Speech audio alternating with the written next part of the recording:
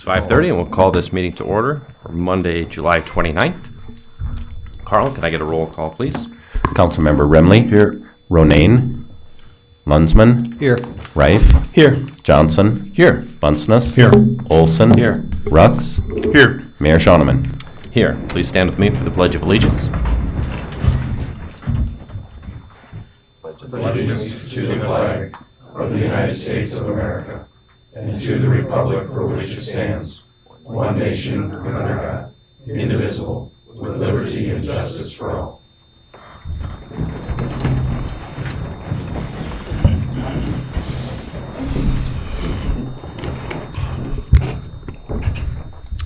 First, I'll need a motion to pass the minutes from last week's meeting, July 22nd. Moved.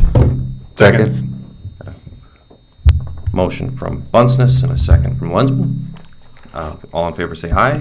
Aye. All opposed, nay. Motion carries.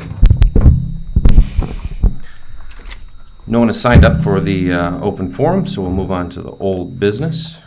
First, we have ordinance 190701 to rezone Lot 2. Second reading and final adoption. Brett, would you tell us about that one? There's no changes from last week, Mayor. Move for approval.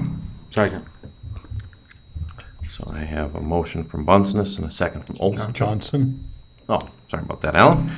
Motion from Johnson, second from Olson to adopt this ordinance. All in favor say aye. Aye. And opposed, nay. I guess we need a roll call vote on that. An approval like this. Carl, would you give us a roll call, please? Councilmember Remley. Aye. Lunsman. Aye. Rife. Aye. Johnson. Aye. Bunceness. Aye. Olson. Aye. Rux. Aye. Mayor Schoeneman. Aye. Motion does carry.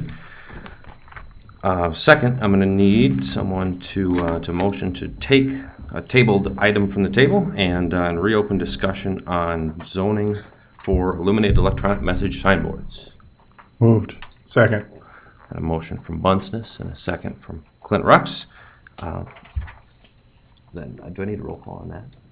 Just a motion. Or just a vote. It's a voice vote. Voice vote is on. Okay, so all in favor of removing that from the table, say aye. Aye. And opposed, nay. Motion does pass. Motion was open last week, so Brett, why don't you tell us a little bit about this ordinance? Well, this ordinance amendment was passed by the Planning Commission 2 weeks ago, and I believe it was tabled because there was further discussion on some concerns or issues that the Lamar Sign Company had, and I will let the council take it from there.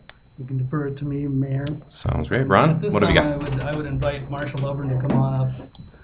If the council recalls, now that the matter has been moved and seconded and is open for possible amendments to the proposed amendment, but as last meeting, Marshall had raised on behalf of Lamar a number of concerns, and I think as he parted, he said that he would continue to discuss matters and that maybe we could work out some additional language. And I think that we've been able to put some language together that I know that Lamar finds acceptable. And if I can get onto the screen, I'll bring that up. And we would be asking for, and I can pass this out while I'm putting this on the screen, but I will also circulate among the council just a summary of proposed amendments. And the first motion or proposed amendment would be at section 60-341A2, where, as you can see on the screen, there would be the deletion of that phrase 300 feet to any other off-premise sign structure on the same side of the right-of-way nor closer than. That would be the language that would be deleted from that particular provision in order to make it make sense, because there is a 600-foot radius and the 300-foot would be gobbled up by the 600-foot, so we just wanted to clean that up. So that would be one item that would be amended. Another would be a revision at subsection 4 below that, where that would be given a heading of location to access point, and that would be split into two sections, two subsections, an A and a B. A deals with static off-premises signs, which are your standard your standard billboard sign, and then B would create a location separation for the digital signs. They could not be closer than 75 feet to any intersection of a public street right-of-way. So where standard billboards can't be within 50 feet of a public street right-of-way or an access point like a driveway or an approach, we would put in a new separation distance for digital billboards. That would be the second item that would be changed. And then last is at the end, which requires that we bring into the ordinance the Section 60-344, which deals with legal non-conforming signs. And if you recall, Lamar had proposed last week a discussion regarding a grandfather clause to permit all of the non-conforming off-premises signs to be converted. What this language here at sub E does is allows the conversion of non-conforming off-premises signs to digital billboards, but it retains then the non-conforming status of the ones that are not converted. So therefore, if a static billboard were to fall over or otherwise need to be replaced, and it's not an electronic message board sign, then it would be gone, as is the intent of the non-conforming signs ordinance. You will note also that there is language for it to be placed at the same height and location of the sign cabinet as it currently exists, and that it may not be displayed closer than 600 feet to any other off-premises electronic message board sign structure. I will tell you that this language initially was the language that was acceptable to the city, and which was proposed to Lamar, and Lamar was agreeable to all of it except for some changes to this last language that we're seeing here. But I guess to start the conversation, we would request that the council consider a motion to amend the document for first reading consistent with the three changes that I've noted to the council. Can I get a motion to amend the ordinance as it stands before us prior to this alt 3, right? Right. Move to make that motion. I'll second. Motion from Olson and a second from Remley. All in favor, say aye. Oh. Still working on this parliamentary procedure stuff. Yes, that's Sorry. fine. I should have spoke earlier, but Why wouldn't we do these on individual basis? You certainly can. If you would prefer to break those into individual motions, that would make sense as well. Mike, are you willing to take these one by one? Sure. Change my motion. We'll take the first amendment change. And I have that before the council right now on the screen. Can I get a second on the first line item motion to change the 600-foot radius? Lunsman would have to amend his, or Remley would have to amend his. Agree to it. Okay. We're all just figuring this out as we go. Can I get a second on it now? Second. You don't need one. Don't need a second. You got a second with Remley. This is more complicated than my prior meetings, Clint. I know. Borrow that book of yours. It's a pain. I guess I would like to know Brett's perspective on this language. The first two items, the planning staff is in favor of. The third item, with the conversion of the existing non-conforming off-premise signs, staff is not in favor of. It's a grandfather clause. From our standpoint, grandfathering something is not proper community planning, so I can't support it. There are several other issues that I would have with doing that. We do have some issues with some of these signs that are very close to residential districts within the 150-foot radius that is currently in the ordinance. And if these are grandfathered in, those signs, again, are going to be right above those residential areas. And I don't think that's fair to those adjoining property owners. They don't have, a digital sign above them now, and all of a sudden they're going to get one. So I just don't think that's the right thing to do. And the other issue that I have is if we grandfather off-premise signs, are we going to see people with current on-premise signs want to come through and grandfather those as well? And we have a lot more on-premise signs than we do off-premise signs.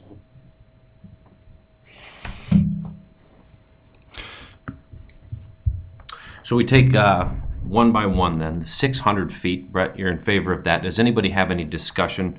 And in fact, this actually moves it from lower number, 150 to 600 feet. In fact, unless billboards come and go, this will virtually affect nothing. Yes.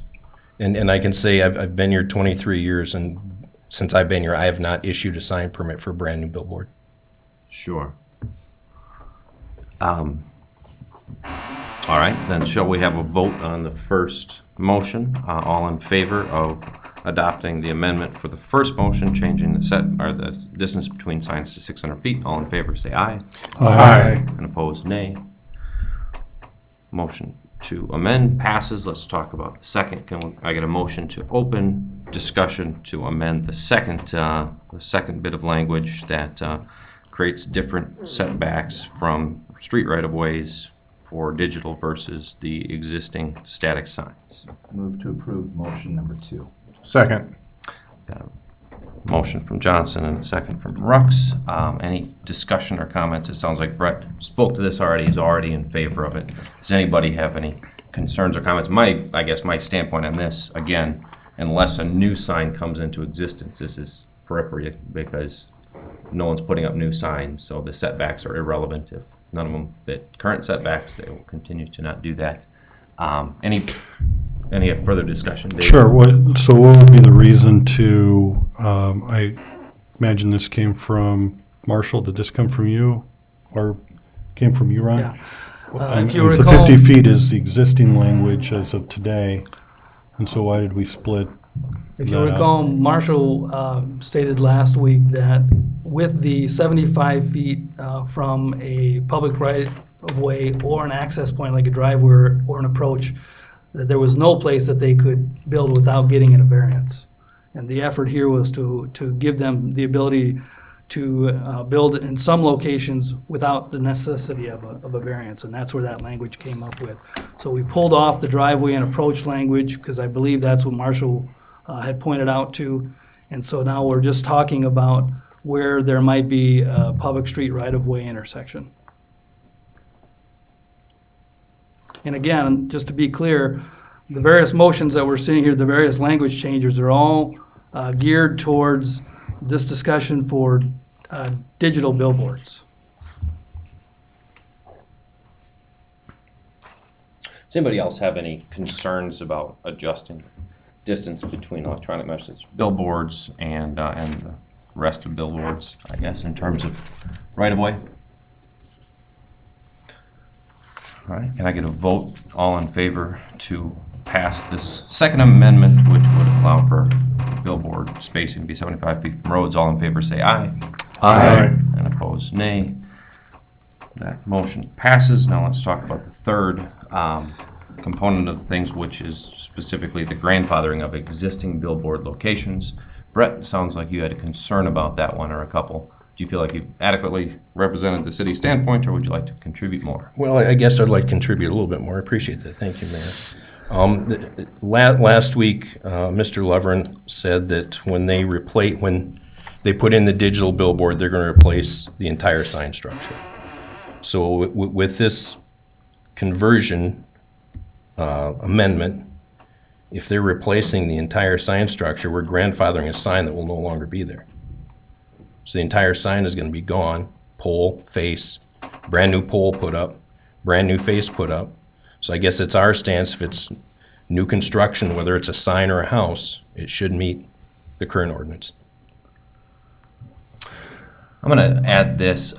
In my free time here in this last couple of weeks, I did a pretty thorough study of all the different sign positions throughout the city, and I talked to at least one council member who had done the same thing.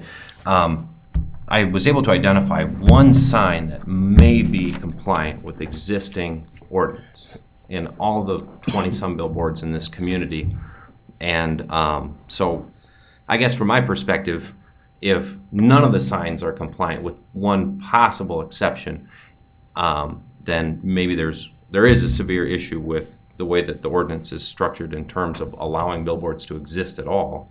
And I think that we need to either loosen that up some to allow for some billboards to be compliant, or we need to allow for the grandfathering, because otherwise it's a bit like having the discussion of, you were saying you don't want homes to be torn down and then built in non-compliant positions, but if every home in this entire community was non-compliant, you'd have to think that there was a problem with the code itself. And I can speak to that a little bit. What the council has to remember is that, again, as I stated earlier, I haven't issued a new billboard permit in 23 years. And the ordinance has changed during that time. That ordinance was adopted by the previous city council, city commission before that, and the city council before that. And I can't speak to their intent, but I feel the way the ordinance is written was their intent. And there is a relief valve for anybody who does have a non-conforming structure, and that relief valve is the Board of Zoning Adjustment. And that Board of Zoning Adjustment is made up of individuals of the community, peers of the community, who represent the people of this community. So I feel that there is an opportunity for some of these signs to be utilized if they go through that variance process. I can't say how the zoning board is going to vote on these things, but there is that opportunity. So I can't agree or disagree with the mayor that we need to change the ordinance and that, there's a problem with the ordinance. David, you had something to add? Well, I was just wondering, isn't this the natural progression of when ordinances change, something might not conform to the new ordinance? Now, if it appears in this particular case, that's 100%, almost 100%. But that doesn't necessarily mean, does that mean that we have a bad ordinance, in your opinion? No. When we do ordinance amendments, we try to make sure that we don't have things that are non-compliant. But as you all know, sometimes when they end up going through the public hearing, some things get added to the ordinance that weren't originally there. And those sometimes cause these types of issues. But as far as the ordinance being bad, I don't feel it's bad, especially since we do have that relief valve of the Board of Zoning Adjustment in a public hearing. So some of these non-conforming signs are too close, are too close to the, an intersection. It might be too close to an intersection, too Right close to away. a property line, it might be too tall, too close to a residential district. There's a myriad of things that could fall into effect. But there again, some of these have been here for 40, almost 50 years. You say you have not issued a new sign permit for a billboard in your 23 years. That's correct. Has Lamar come wanting locations to upgrade signs that would meet current code? Well, normally when they come up, say that they want to do a face change, they're going to put a new face on it, we issue a permit for that to make sure they can continue to use the structure and they get a face change. The face can't be any, bigger than what they currently have. If they wanted to reduce the size, we let them do that, but they can't be any bigger. When this ordinance was originally passed, do you think digital billboards were at all on their mind? Well, way back then, probably not. And during all of the amendments we've had, probably not. Had people come to the city with an express interest in building a billboard, and then when they learned that there was such a difficult time being compliant with new billboard structures, they just didn't apply for the permit? I can't answer that. I don't know if we've had people who've come in and that was the reason why they didn't move forward or not. I've heard cost and those sorts of things. And there again, I guess, depends on what you call a difficult time. We assist when people come through and apply for a variance for anything. We assist them with the whole process, walk them through the whole process, and they go through one public hearing. So I guess I can't classify that as a difficult time. To me, a difficult time is if they get run round and round and round and don't get an answer on something. Brad, do you have an idea of how many billboard owners there are in this community? Obviously, I Lamar is have a driving this rough guess conversation. of 2, maybe 3. Sure.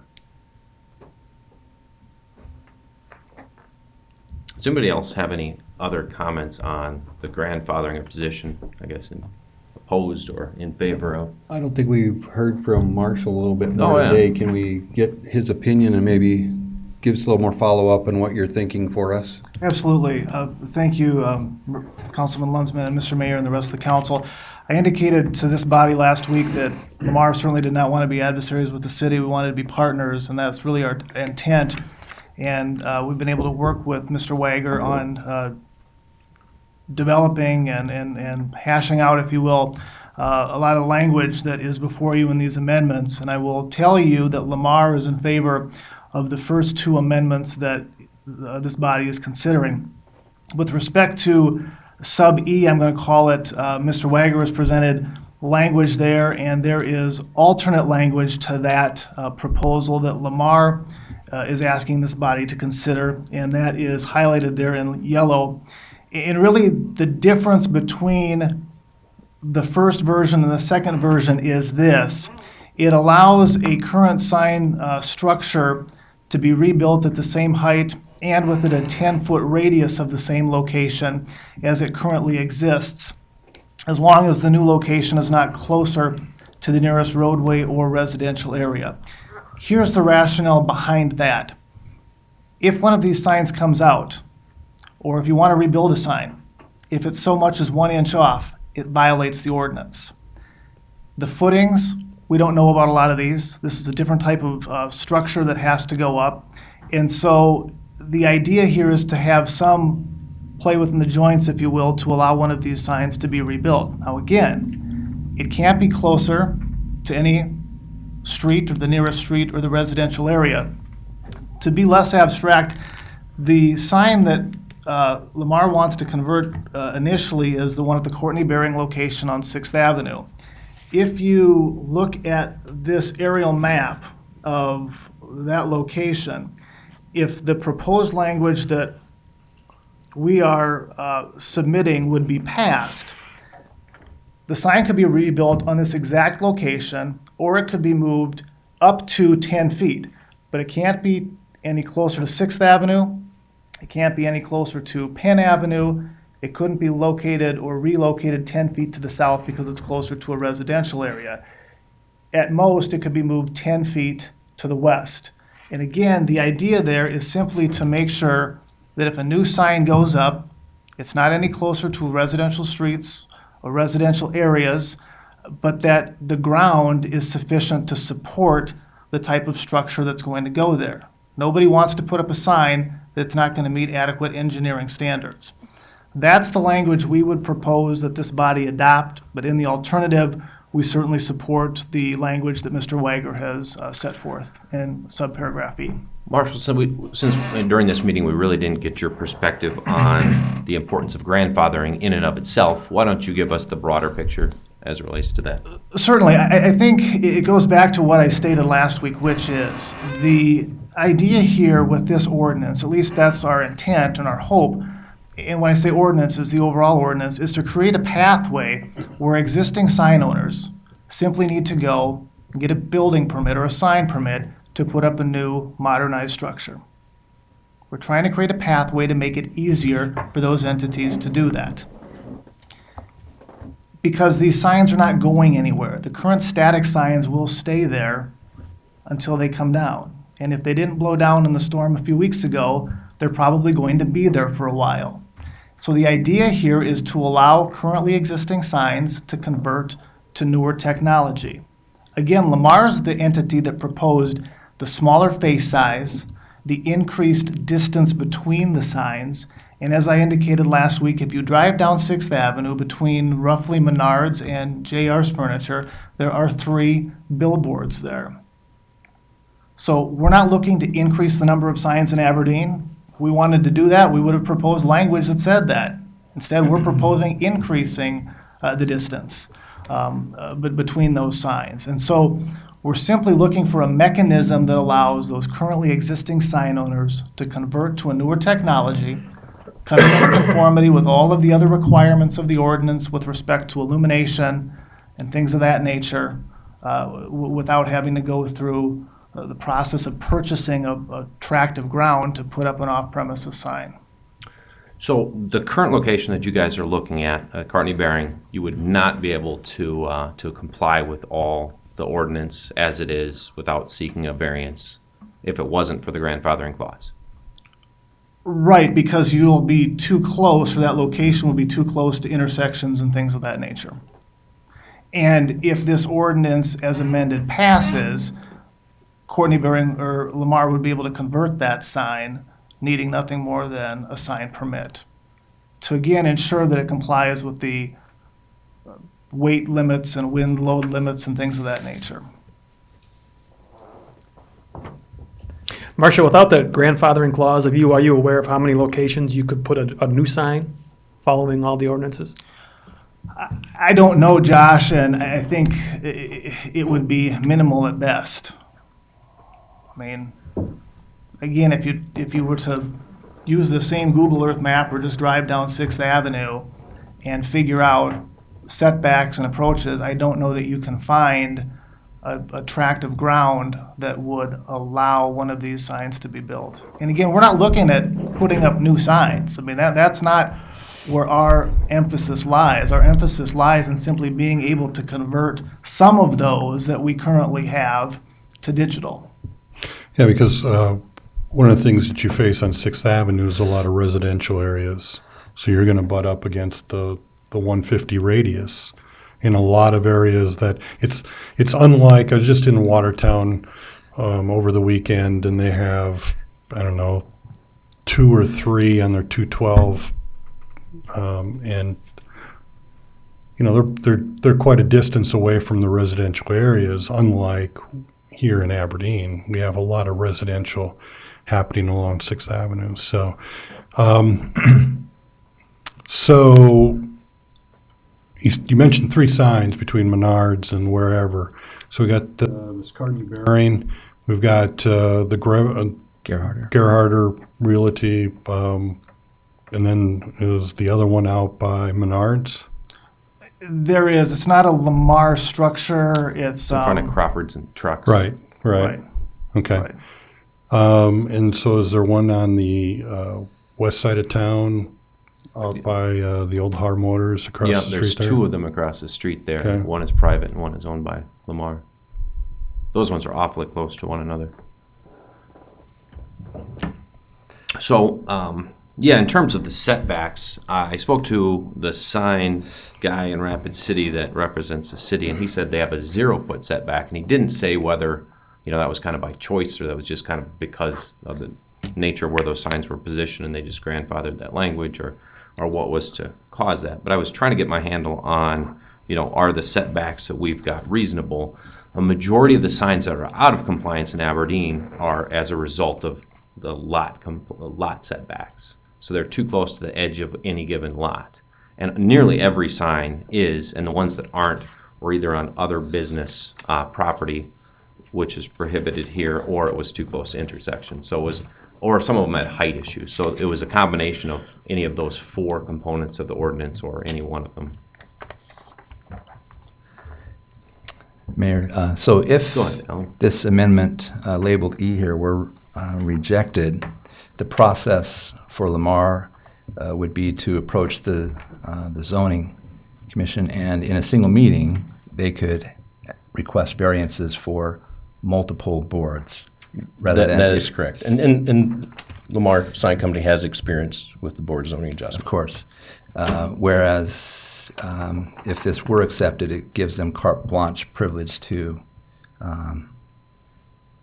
go about altering all of the existing static boards. That is my understanding of the ordinance, Mine yes. too, yeah. Well, there's the 600-foot provision requires them to be 600 feet from another digital, so they'd be able to replace the ones that are not close to other signs. Or that wouldn't be close, they wouldn't be able to replace 2 that would be close to one another. Right. But probably any existing structure would be able to. But the 150 radius from residential is also struck, correct? That's correct. So the Gerhard Realty sign would be able to be converted when you have residential right next to it. Yep. Yeah, that's an important consideration. So is your concern there the light? Yeah. That's one concern. So what's the light difference between a static sign right now with floodlights on it versus a digital sign? Actually, there's probably less, because it's set up to be, it's above ambient light conditions, so it varies throughout the day as the lights go on, but where the other static signs that are illuminated don't adjust to the ambient light conditions, so they can be brighter than, and plus an internally lit cabinet is considerably less light spillage than the light shining up on there and reflecting off, or going around the sign and shooting back to the residential area or something like that. And to add to that, Josh, I think the new proposed ordinance gives the city more teeth, if you will, to enforce any sort of light violation. In other words, if there's a digital sign up there, the illumination standards are specifically set out, and the remedy available to the city to enforce that is listed as well. If it's not able, or if a company's not able to convert one of these signs, the static sign that is there will continue to be there. And if there's, for lack of a better term, an obnoxious light illuminating the thing at night, it will continue to be there. Yeah, that's pretty easy to say, but experience tells me that that's not such an easy thing to get done. We have noise ordinances, and we don't enforce our noise ordinance that we just passed a year and a half ago. There's just all kinds of experience there that tells us that, as soon as this thing gets passed, we won't do anything about it. Yeah. One thing to remember, though, with a static sign, you're talking with basically a white light shining up or down, illuminated face in a direction, where with a electronic message board sign, you're changing every 6 seconds or 7 seconds, different colors, because they're going to want color rather than just basically a shining bright light. I was in Sioux Falls this last week. I'm going to be in Fargo this next weekend, and I went and drove. They look nice, but some of them have a lot of red. Some of them have a lot of blue. Some of them have a lot of, and it's changing. They're not just a white light that is constantly shining at night. Only comes on when it's dark, goes off when it's light, and I understand that these have, but it's not changing. So someone may not feel that as a nuisance because, it's constant. But if you're now getting into every 6 seconds, and I counted one in Sioux Falls had 10 different messages on it. So every 6 seconds, over a minute, it's flipping, and they're all different colors. And it's the same thing I've seen in Fargo. They're all different colors, and that's good for advertising because you can get the color, you can see someone's face. They're very sharp colors, but that to me is a difference between an electronic message board sign and a static sign is the change. So it's just one of those things. Do I think that there's places for this in town? Darn right. I think because they're in Sioux Falls, they've basically said in these areas you can have them as long as you meet the code. But like I say, that's the main difference with this is your static signs have a light that is directional, even though some spills off because light bends, but it's not changing every 6 seconds. David? Brett, what is the what's zoned behind Jones Drug? Is that whole block zoned C2? Or is there half residential, half? I think half of it's residential and half of it's C2. I'd have to look at the map to be sure.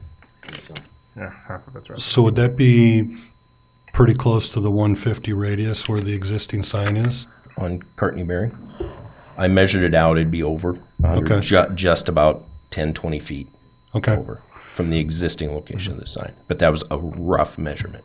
But that rough measurement would still put it over. So is there a way that we can accomplish, you hate to do it sign by sign, but if it's the Courtney Bearing sign that you want, then how do we accomplish that without grandfathering the whole thing?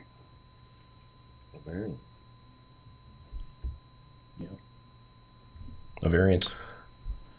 Is the residential setback in particular with digital billboards something that other communities have taken? Like is Watertown and Brookings and the digital billboards you have there, are they further than a certain distance from homes? And I guess to answer your immediate question, Dave, if we look at that Courtney Bearing location, the sign that Lamar would intend to convert would be the one that faces west. So any light illuminating from it is going to be facing west, so you're seeing it as you drive east.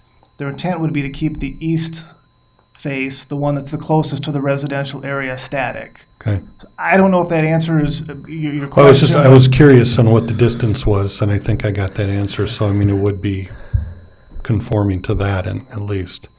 But I think the Gerharder sign is much closer to residential. Is that just east of there? Right. Yeah. Yep. Yes. Sorry, I'm not familiar. Sure. with that. A little Yeah. bit larger sign that sits up there. Right. It's about 20 feet.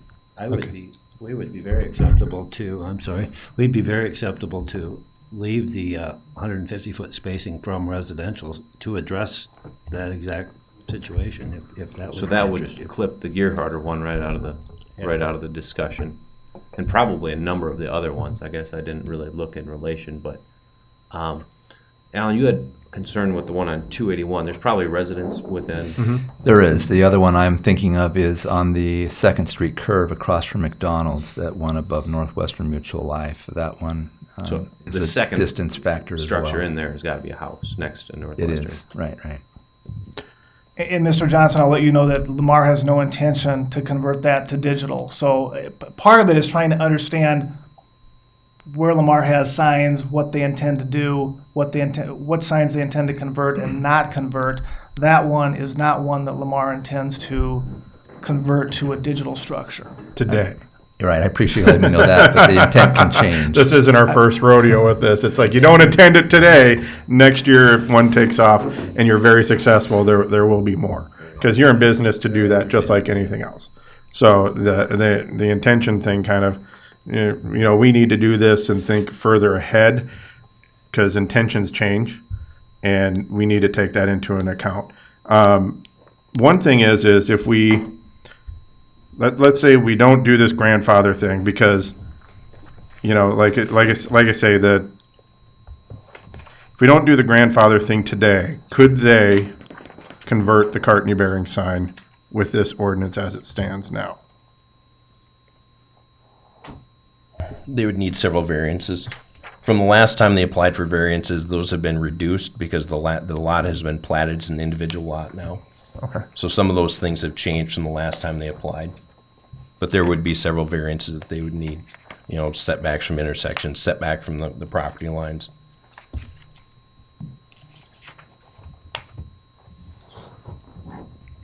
And it wouldn't make sense, would it, Brett, to keep the grandfather clause in, but then add more restrictions that try to protect your interest? Then we're really kind of defeating having a grandfather clause, Yes. right? Yeah. But we could pretty easily do what those guys have suggested and what kind of mitigates your guys' concern by adding the 150 foot to a residence within the same section that talks about the 600 feet from other signs. But you're also impacting not only that 150, I would assume, you're going to have to tell me this, does that impact that it has to be an accessory structure? You would, yeah, if we That's what left it as it grandfathering- is. The Yeah. grandfather. Yeah, we're just going to pick and choose what we think is, there's a lot more to this ordinance than just the 150 feet from residential. Sure. So, for me, how do you make it work for the Courtney Bearing without doing a total grandfathering? Well, I guess from my perspective, we may as well have just allowed it to be grandfathered, but I understand that there's additional concerns. Alan had brought up safety with people's attention and on roadways, and obviously the lights in homes were something that I hadn't paid a lot of consideration to. Do we need more time to continue to adjust this, or? I mean, this is only first reading, but like I say, I mean, Have we ever gotten, any other examples of where we've grandfathered something in? Maybe we haven't done this before. No. We have not done it, okay. I was just thinking of this, if they don't bill it right in the same spot, that they're an inch off, they're in violation, and they want this 10-foot radius. You have to concept. realize they're reducing the sign size down by 125 feet. Yeah. So I don't think an inch one way or another, because that cabinet, if you're going, you've got 125 feet to play with there. Because the edge of the cabinet's here, if you move your sign out towards the edge of the cabinet where the existing sign is, you've got a little fudge So factor it's room on the measured by back. the So cabinet, right? yeah.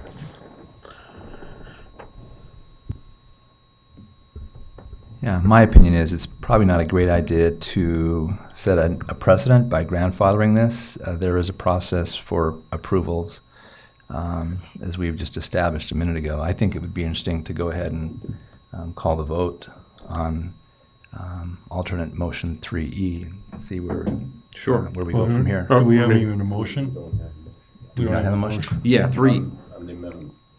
Are all 3E? Oh, well, I thought we were just talking about motion 3, not alt 3 motion. Yeah, we're just talking about motion 3, not the yellow. Sure.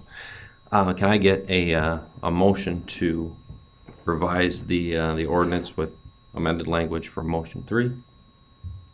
We need to be clear on what that includes then. Sure. Not all 3E without the 10-foot radius. That's what you're talking. Without the highlighted text. Yep. Motion 3 by 60344, not all 3. Can I get a motion to amend that language?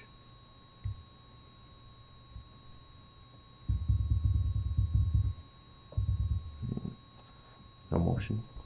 Stands, so vote on the ordinance with the If there's any previous other two. amendments, I guess. Can I get a motion to approve the language with alt 3, 10-foot radius, including in the grandfather clause? Motion.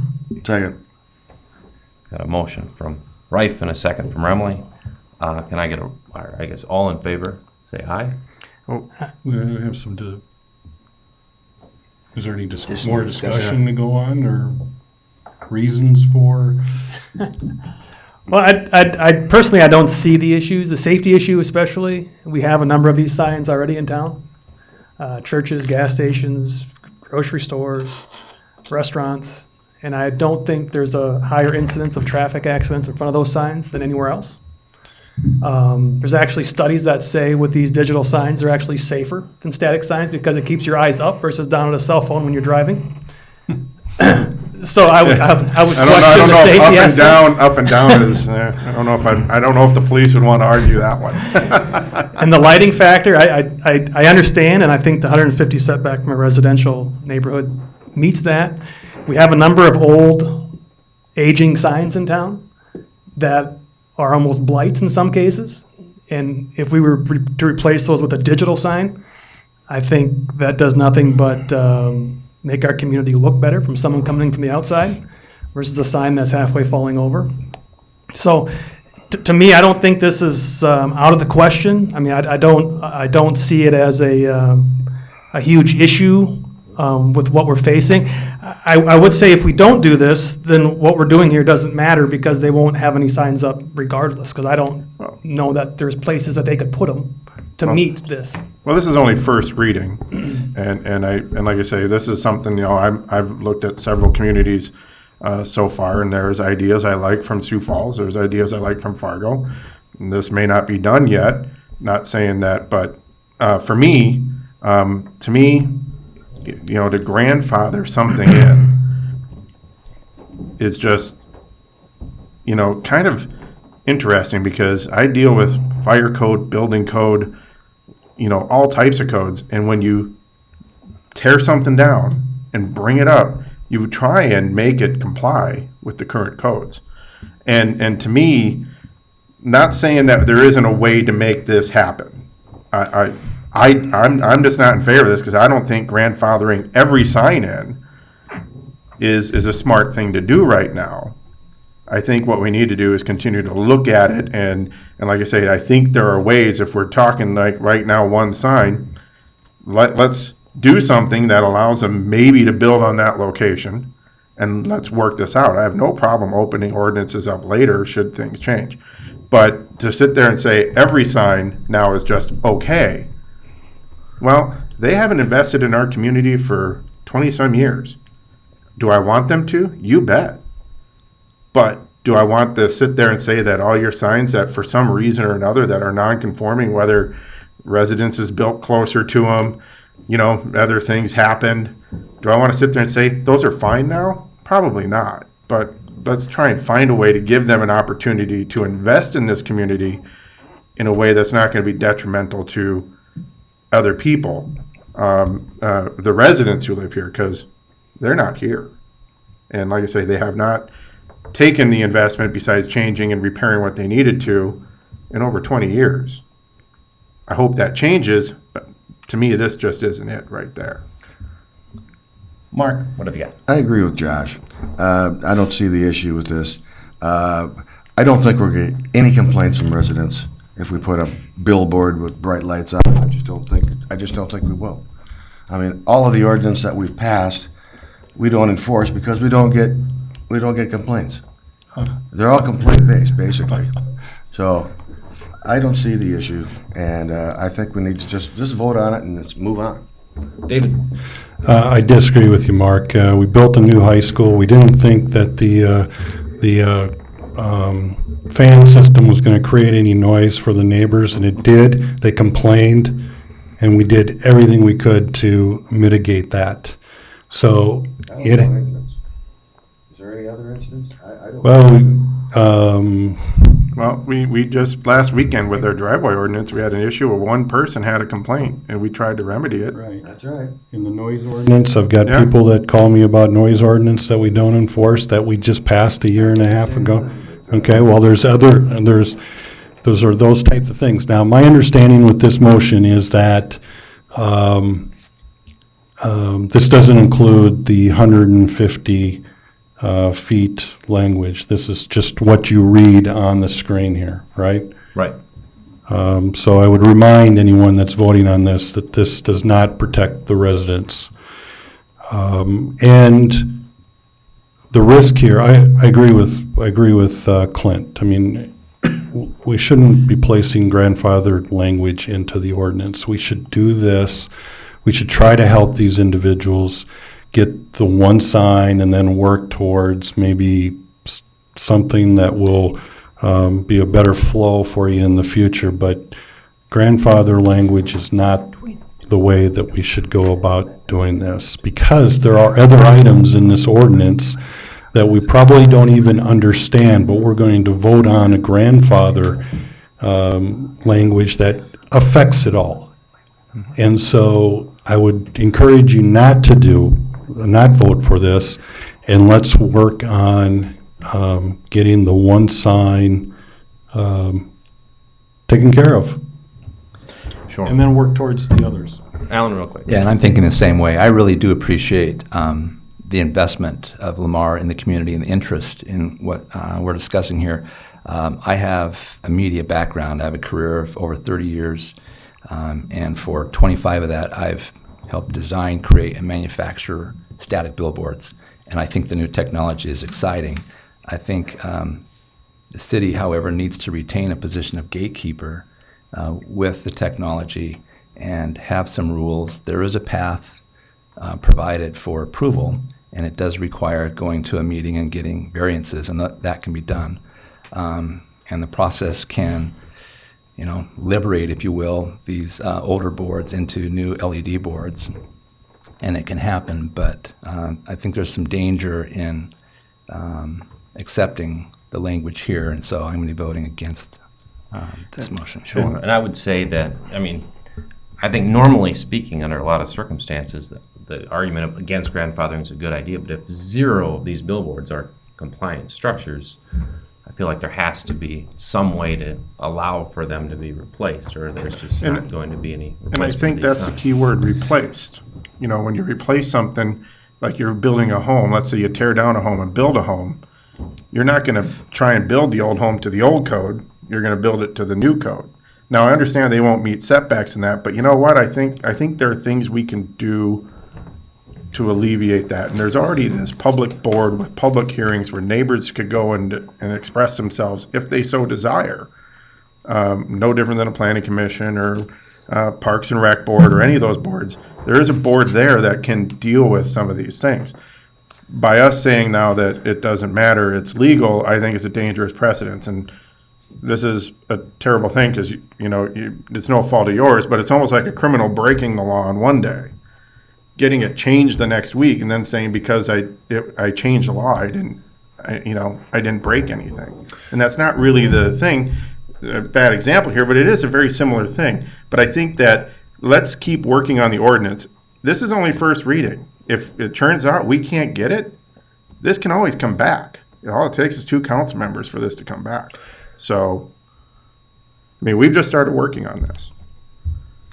Well, that's kind of what I'm looking at, is that I don't want to discourage Lamar, or any other sign company, for that matter, from exploring ways to enhance the signs that we already have, to modernize them, and bring them up to standard. And I'm not convinced that grandfathering every sign is proper at this point, but I don't want to discourage them into thinking that we're against, trying to figure out a way to do this. And if it means approving the first reading and then still continue exploring a solution, then I'd like to do that. I'd rather take the time and get it right the first time than get it wrong and have issues with it. Sounds good. So if there's no further discussion, all in favor of adding the motion, alt text, including the 10-foot radius as proposed by Lamar, say aye. Aye. All, Oh, Were you in favor of the motion? He's- Okay. Maybe you should take a roll call vote. yeah, roll call. all Are you in favor of? all opposed, nay? No, aye. I just Nay. want to move it forward. Let's get a roll call. Carl? It says a little bundle. Okay, so just to clarify, what's the motion again?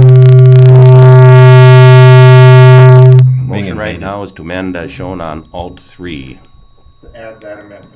Add that amendment within 10-foot radius at the same location, as long as the location is not closer to the nearest roadway or residential area. Okay, be clear. The motion is to approve all of the language at alt 3. Yeah.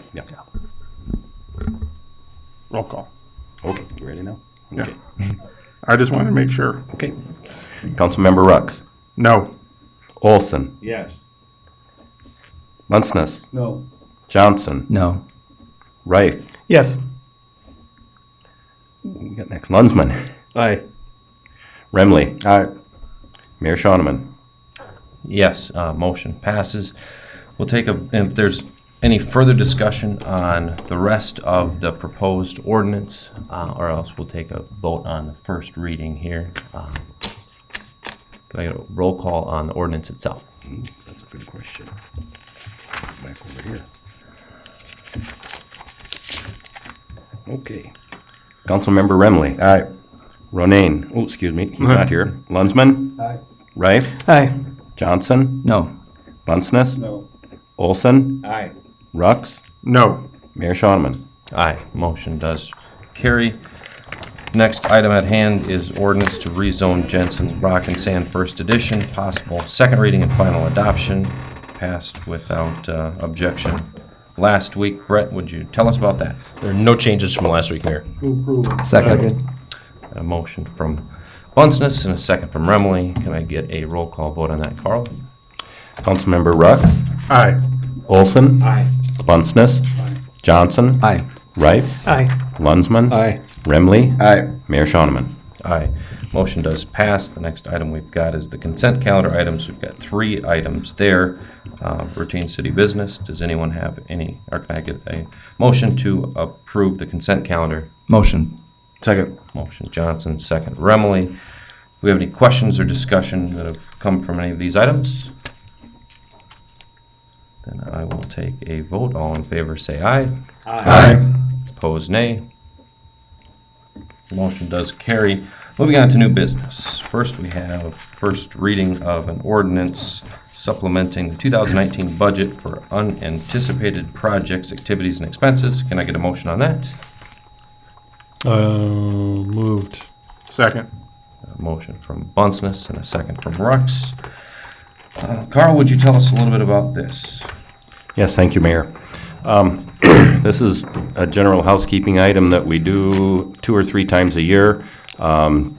This year, we've got a list of different supplements that we should look at approving for various reasons. The attached documents show the different reasons for the different items. Couple of housekeeping things that I need to point out. We're moving the ambulance operations from a separate ambulance fund into the fire department fund that's in the general fund.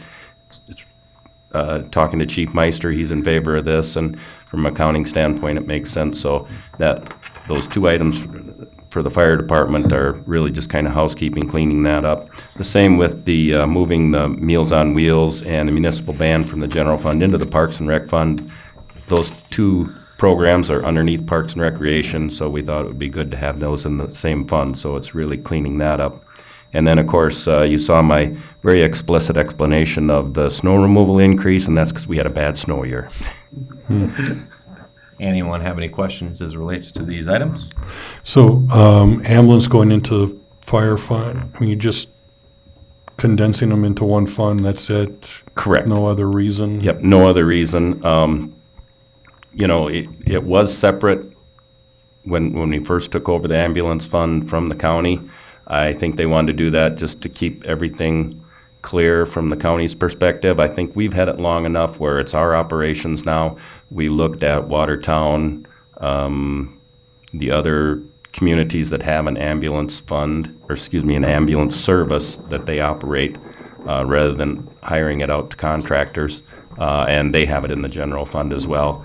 It can go either way, but it makes more sense for us to have it in the general fund so the chief doesn't have to look at 2 different Right. operations. It's really one operation. We were splitting wages between the 2 arbitrarily. Okay. 75% fire, 25% ambulance. It was just a guesstimate that we've used for years and really isn't indicative. So Now it's all in one So is fund. the county still do they reimburse us for? We changed the agreement so that the county now reimburses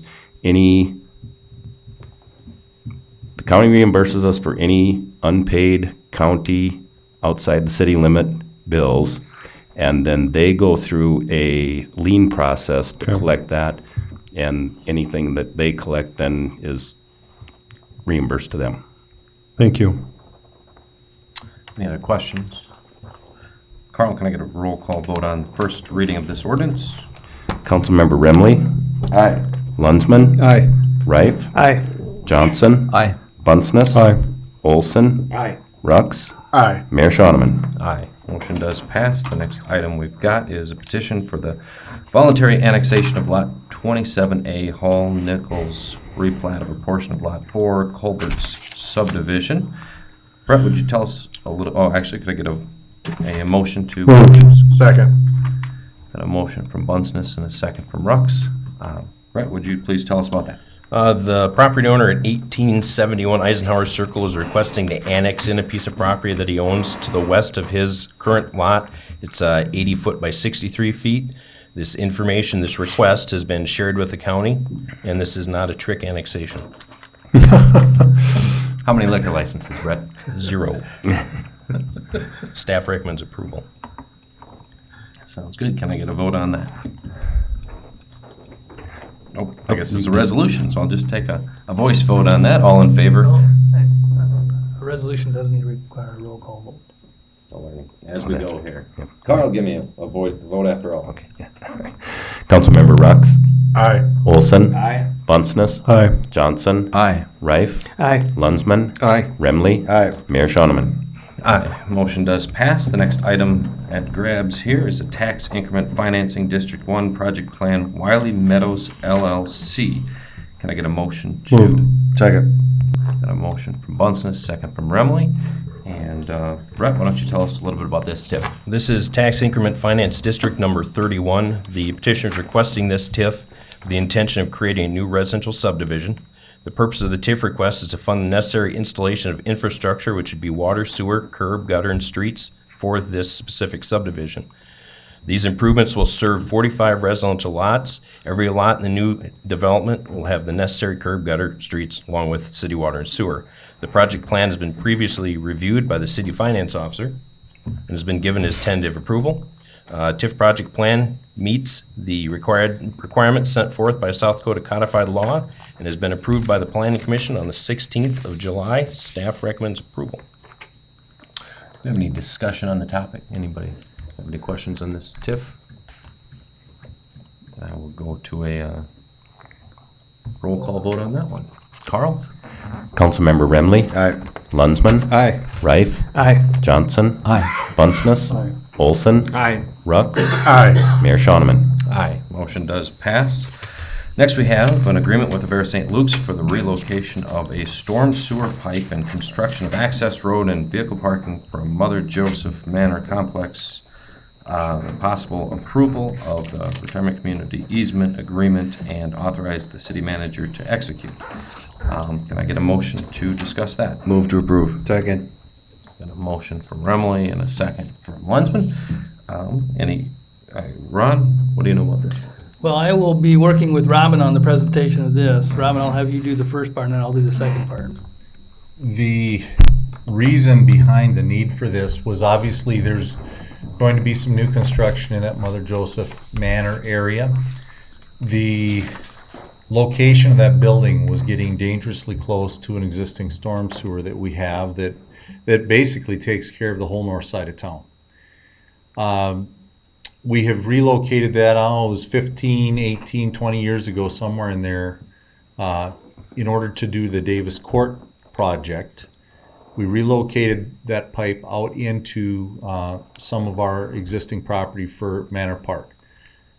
It's getting so close now that we need to make sure it is not in peril, and so Avera has agreed that it could and should be done, and so that's the need for the agreement, so that we can have them do the work and get it done the way we need it, so for long-term usage. And then I will add that this process has required the property owner of Avera and the city to recognize that there are a number of easements involved in this area. And some of the easements over time were not correctly described. So the agreement that you have is an effort to correct legal descriptions, to extinguish those old easements that either were incorrect or no longer needed, to grant new easements, and for the public's information, on the west edge of Manor Park as it abuts the Manor Joe property, there has been since 1980 a vehicle and parking access easement that was granted by the commission back, what would that be, 39 years ago. The Manor Park project will now require the utilization of that easement, so we had addressed that as well, and we are granting a temporary construction easement just east of that. And then finally, the Avera will be accepting all responsibility for costs of the project, including any damage to city infrastructure, and potentially indemnify the city if there are any issues. Any comments from the council?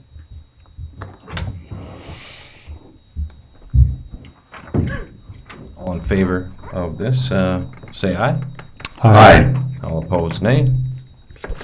Motion does carry. Next agenda item we've got is an agreement for SDDOT for safety funding for installation of retro-reflective borders on the back shields for signals along Highway 12. Robin, could I get a motion to open that? Moved. Second. Motion from Johnson, second Bunceness. Robin, tell us a little bit about this agreement. Most of you probably have noticed that we have a border around the back shields for the signal at Roosevelt. I think that's probably one of the few that we have in town. this is a safety thing that is being done. The DOT has some safety funds available to make this happen throughout the community, all the way along the Highway 12 corridor. It will be 100% funded by the DOT. We do not expect at this time any additional costs or things to the city. So our only obligation on this, and that's the reason for the agreement, is we will maintain them after they put them up. Any questions? All in favor, aye. Aye. All opposed, nay. Motion does carry. The next item of business is the appointment of Lynn Clunt to the K.O. Lee Aberdeen Public Library Board, effective August 6th of 2019. Can I get a motion for that? So moved. Second. Got a motion from Rux and a second from Remley.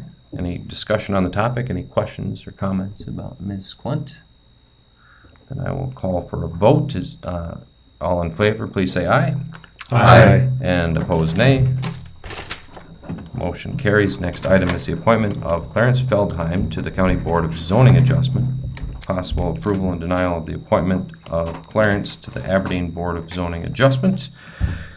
Can I get a motion on that? Move approval. Second. Got a motion from Olson and a second from Rife. Any questions on Clarence occupying that post?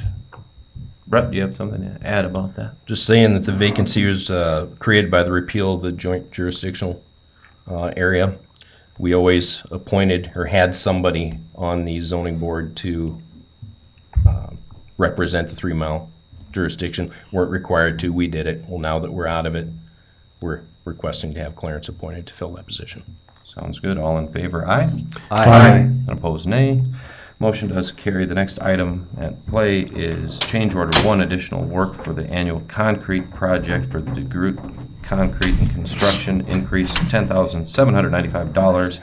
Possible approval of change order 1 for that amount. Can I get a motion on that? Moved. Second. Motion from Bunsness, second Remley. Any questions about the concrete work? Robin, would you tell us a little bit about the project? We did some crack sealing in the downtown area in our concrete alleys. We've got a number of them that were built within the last 15, 20 years, and they were in need of some improvements. This was not contemplated under the original maintenance contract for concrete, and we're asking your concurrence for approving the change order. Any questions for Robin on that one? Carl, can I get a roll call vote on that, please? Councilmember Russ, Aye. Olson, Aye. Bunceness, Aye. Johnson, Aye. Rife, Aye. Lunsman, Aye. Remley, Aye. Mayor Shonneman. Aye. Motion to pay the bill does pass. Next, we've got mill and overlay improvements, change order 1, additional work on project Jensen Rock and Sand for $2,899.94. The second is work performed on the project by the same company. Approval to change order in total for the amount of $51,074 to Jensen Rock and Sand. Can I get a motion on that? Move to approve the change order and pay estimate. Second. A motion from Johnson, a second from Bunsness. Robin, would you tell us a little bit about that invoice? Sure. As we're going through this project, there were a few things that we had to modify to do some of the fillets and things around our ADA quadrants, which need to be done as part of this project. They really haven't done any of the milling. The change order and the pay estimate are all related to concrete work at this time. Sounds good. Any questions for Robin on the topic? Carl, can I get a roll call vote on that one? Councilmember Remley, Aye. Lunsman, Aye. Rife, Aye. Johnson, Aye. Bunceness, Aye. Olson, Aye. Rux, Aye. Mayor Shonneman. Aye. Motion does pass. The next we've got accessible quadrant improvements from Wright and Sudlow. Possible approval to pay estimate of $22,219. Can I get a motion for that payment? Moved. Second. A motion from Johnson and a second from Remley. Robin, would you tell us a little bit about that? This is our annual project for the accessible quadrants. We have been working toward getting as many of these quadrants done throughout the community as we can. we're nearing the end of this project, and this is just a progress estimate for work that they've done in the last month or so. Any questions from the council? Otherwise, Carl, would you give us a roll call vote, please?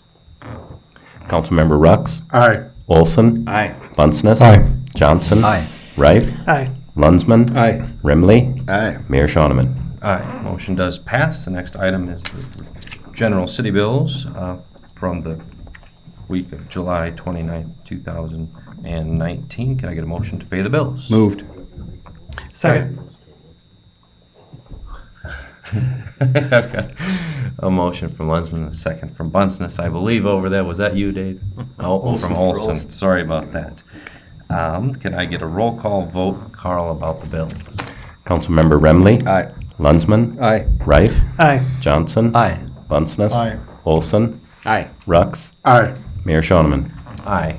We will pay our bills. City manager's report is up next. Lynn, what have you got for us?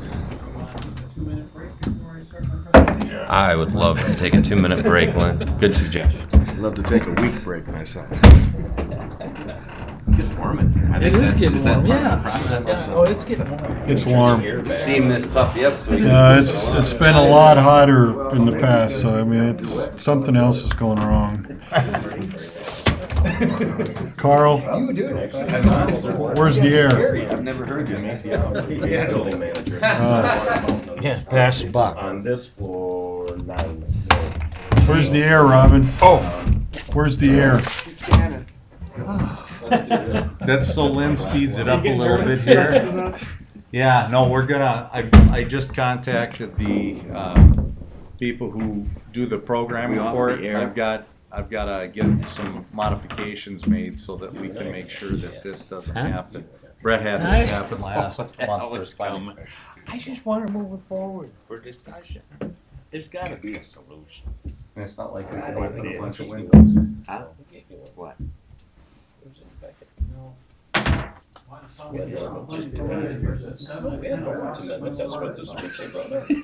Oh, yeah. Well, before that, you had lots of it. No, the original ordinance. That went through those planning commission. Well, the one that we looked at tonight. The system turns off at 6 o'clock and about 6:10 all of a sudden. Oh, really? Yeah. Does it? Yeah. Might want to adjust it on Wednesday nights or Monday nights. Can you adjust it? There is a computer program I can override, but it's not. Well, I could do it to like 8 o'clock on Monday.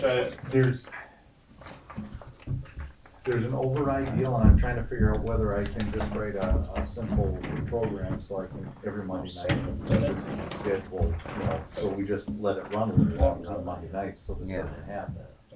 We're never here past Okay, this is, 7:30. yeah, this is what I was seeing, not this. That's what you voted for. Yeah. Later meetings. Yeah, they've been a little later.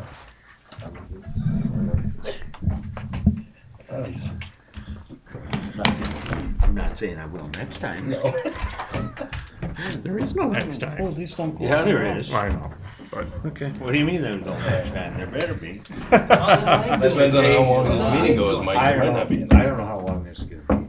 Was that a good call on my part? 40 minutes. I am. Yep. No, this is Mike. So you just have to have a pain in the leg and you could leave the meeting?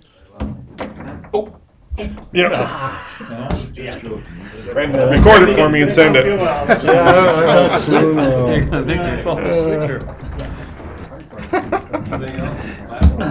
good. That makes me feel really bad that one time I got Yeah. Makes me feel really bad that one time I got stung by a bee and came right from the emergency room here.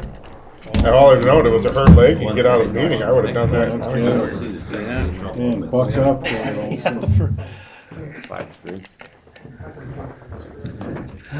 All right. Let's see here.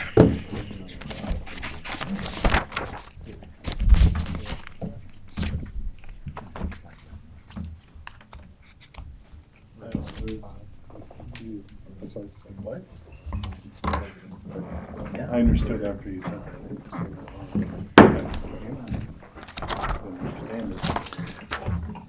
I'll call right You should gavel it back into order and see what he does. And then you can just make a motion to table and move it to next week. Banging on the gavel and he's. That's what I was thinking about doing. I should have done it. I think he's fetching water for people. Yeah. So he's just doing public service.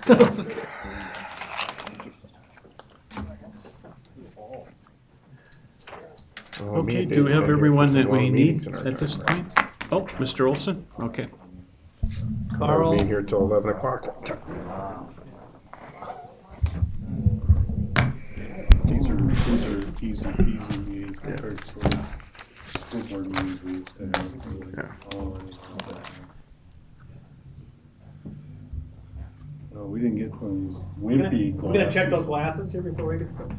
Yeah, you know, that one looks like somebody should be using it for coffee. I just want to let everyone know I came prepared. Smells like water. Yep. Basically Thank the you. equivalent of a digital Thank you. water over there. Who put pineapple juice? No in one my told me we're pineapple? mixing. No one told me we're mixing margaritas. What the heck? Okay, I would like to start at this time. I thank you for the opportunity this evening to present the capital outlay budget as well as the general operating budget. I would like to start my presentation with the capital outlay program first. And if you go to page 1, I'd like to highlight some articles within that opening page. The administrative staff and governing body are responsible for preserving, maintaining, and improving Aberdeen's stock of buildings, roads, bridges, parks, water distribution and storage, storm and sewer lines, and other major equipment. Planning for capital improvement is a matter of good judgment.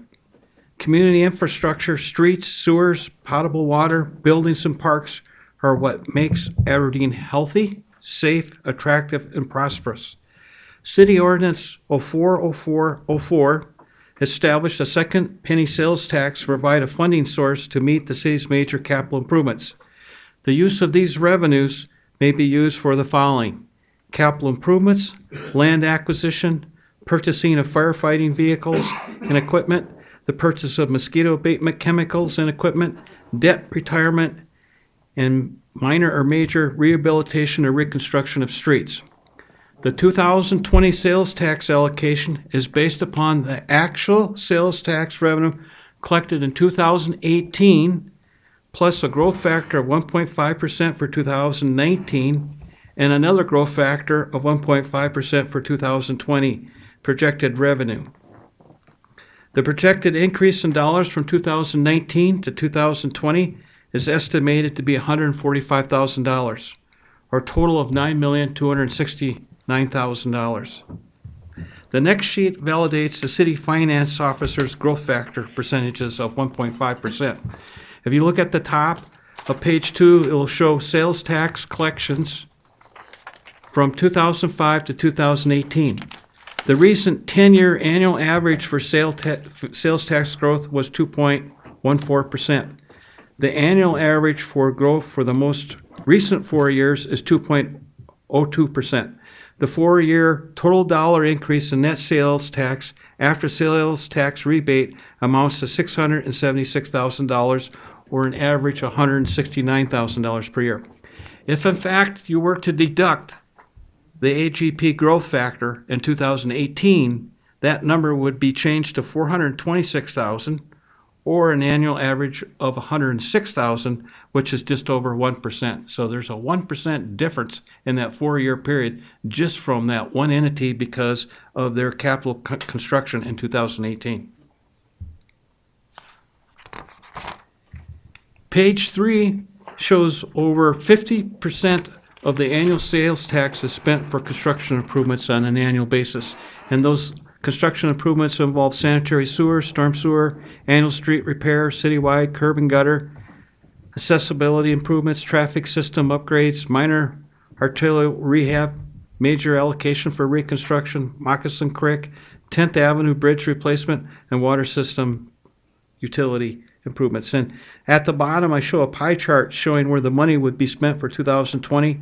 As you can see, 23% would be for storm sewer, 26% for annual street repair, 14% for citywide curb and gutter, and then 15% for minor arterial rehab. Before the Klein sewer improvement, which started in 2011, we used to split our money 3 ways, and that was streets, water, and sewer.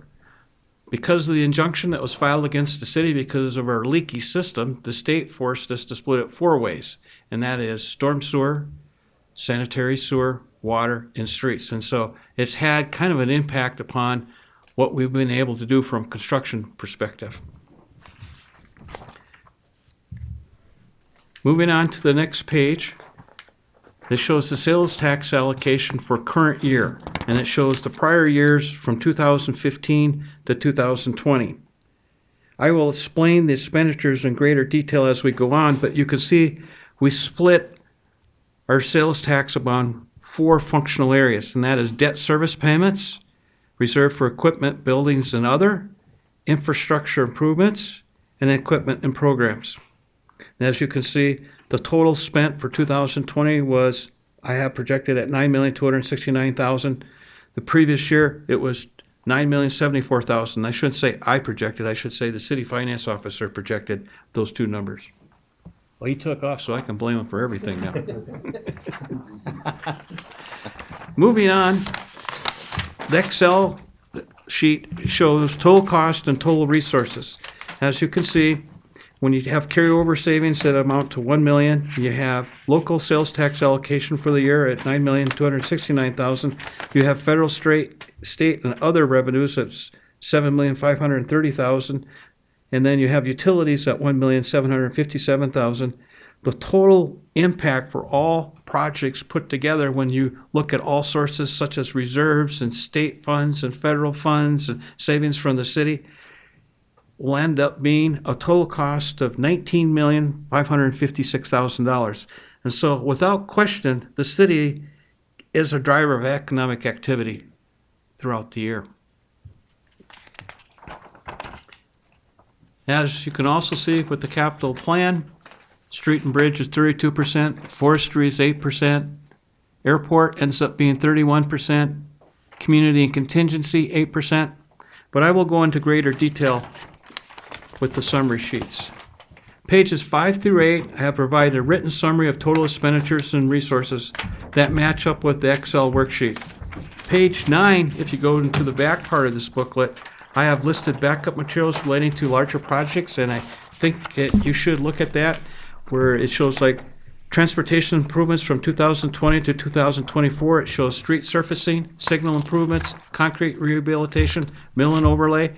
It shows a map showing pipelining, what we've completed to date and in the future. It shows Klein sewer storm reconstruction. It has an example debt service schedule for player softball complex development. It shows the layout of the airport and where taxiway C is located.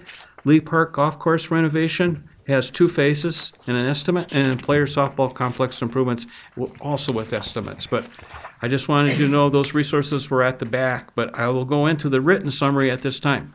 Number 1, airport operations. Federal airport grants require a 5% local match. The match amount covers expenses related to reconstruction of taxiway C. Taxiway C is the smaller of the runways at approximately 550 feet, but it's very important because of changing winds. As you can see, I'm asking for a current year allocation in 2020 for sales tax of $300,000 to match the federal and state aid of $580,000. So we have a total of $6,100,000 for the airport improvements projected for 2020. Item number 2, buildings and structures. Cost allocation for annual maintenance for City Hall, $25,000. And then, in addition, the City Hall bond payment for recent renovations completed in 2014. The final payment is scheduled for December 2034, so that $160,000 will remain for quite a few more years, but that's where a portion of the sales tax goes on an annual basis. Community and contingency. The allocation for the public safety complex is to cover existing bond payment. The final public safety bond payment is due November 2027, and so that's at $740,000. The allocation for 911 is to cover the city's share of the county's 911 operational cost center. Last year we paid approximately $300,000. I upped it $350,000, and I know that there's debate going on, whereas they're asking for 4 additional individuals, and they've been running a deficit. So I don't know if my allocation of $350,000 will cover the projected expenses for 2024 911. We'll have to deal with that as we move forward. The allocation for local share of grants is to cover the city's share, 20% of trail costs associated with Bard Park. Anytime we get a trail grant, we have to match it with at least 20%. That money is set aside. If in fact we don't get the grant, the money just stays within the reserve account. It is not spent for other park activities. It's only reserved if in fact we get those grant activities. The allocation for the NSU capital campaign is to cover the city's pledge commitment of $5 million over a 10-year period. For 2021 and going on, that future payment will be $315,000. We were short in 2019 for our annual pledge amount, and so we decided that we would make up the difference in 2020, and then thereafter the payment would be constant, $315,000. Fire Department. This allocation is for the purpose of accumulating replacement funds for ambulance and fire vehicles, and that sales allocation would be $220,000. Sales tax allocation. The last ladder truck that we purchased, I think, was $980,000, and so it's very important that we do accumulated reserve because I think the ambulances run around $160,000, and so most of the equipment they buy starts at $100,000 or greater, and so we can't afford to buy things outright, and so we do a reserve account where then when we have adequate reserves, we actually purchase the equipment. Moving on, library. This allocation is to cover the cost of the new library bond payments. The final bond payment is scheduled for 2035, and that's $410,000 annually. Traffic control upgrades, citywide improvements. I'm asking for $150,000 to do various different improvements throughout the city. $150,000 doesn't cover a lot, but it does cover needed repairs and various different intersections. And then there's a map at the back that says transportation improvements, and it lists the potential areas that we could look at as far as for signal project improvements. Parks and Recreation and Forestry. Allocations are for existing bond payments, mosquito control chemicals, and funding for current and future capital outlay projects. The player softball complex development and Lee Park upgrades are two new projects added for year 2020. So I will go through this one line item at a time. The aquatic center bonds are just for the swimming pool. Player softball complex development. Last year we made a payment to the ARC, and they issued a bond to do the ARC improvements. Doug is asking that $250,000 be reallocated towards the player softball complex development. I in turn then contact the city financial advisors, which is Doherty and Company, and ask them at $250,000, what kind of bond issuance would that support? They contacted me back and said, over 18 payments, estimated at 2.96%, $250,000 would support a bond issuance of $3,410,000.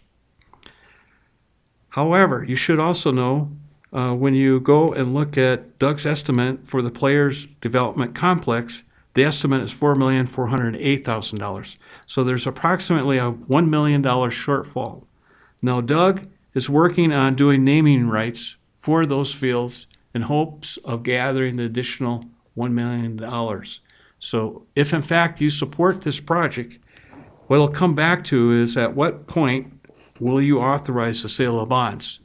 You know, as far as the pledges, will you want to see at least 50% in hand, or would you want to see 100% in hand and then issue the bonds? You're going to have to make a decision if in fact you support this allocation of $250,000 with a bond issuance. Lee Park Reserve.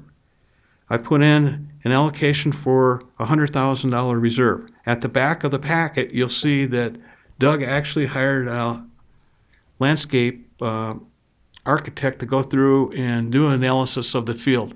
The golf course. And there are several areas of improvement that are needed for drainage. And so he broke it out into two phased improvements, each phase costing $300,000. And the purpose behind these improvements is to save money ultimately for the city because of existing drainage problems and other problems on the golf course.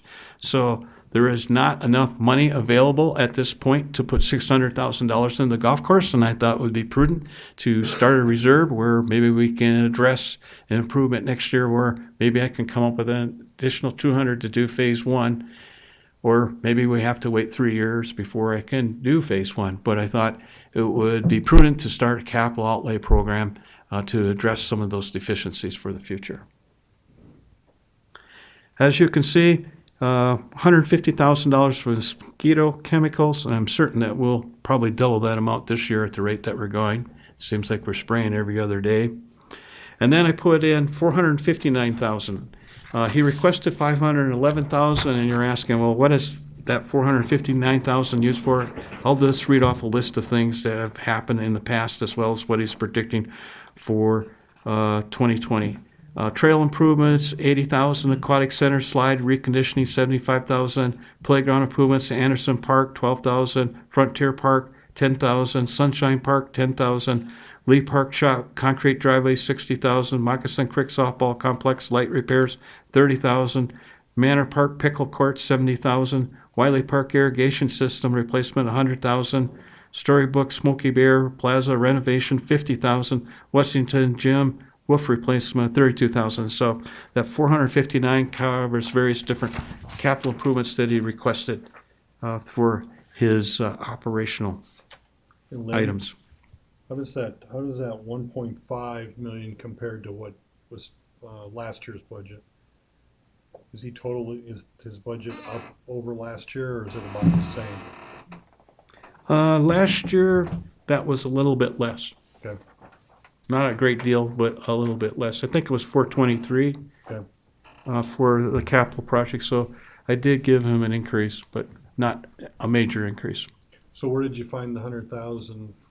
That's an increase also, or did you split something else out? I pushed something else out. Actually, I just did some readjustment in total numbers when I looked at some of the overages, and I looked at actually some of the cost predictions and what the actual cost was, and brought them back to what I thought the true cost was. Thanks. Okay, moving on.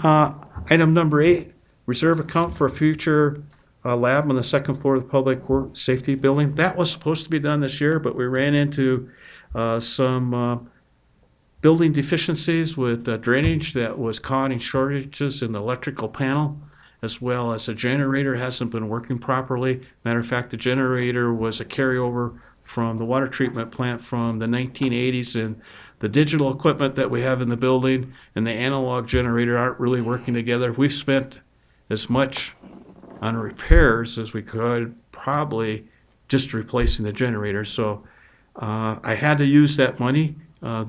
There's been plans and specs created at this time for those building improvements, so I had to use part of their police reserve account. So I'm asking to extend that another year, and we could potentially do those improvements next year if in fact my estimates stay within the $100,000 for the upcoming repairs. Streets and bridges. This allocation is for annual maintenance, major and minor infrastructure improvements. The cost to chip seal a block is approximately $2,500, and the cost to mill and overlay a block is $41,000. The cost per block to reconstruct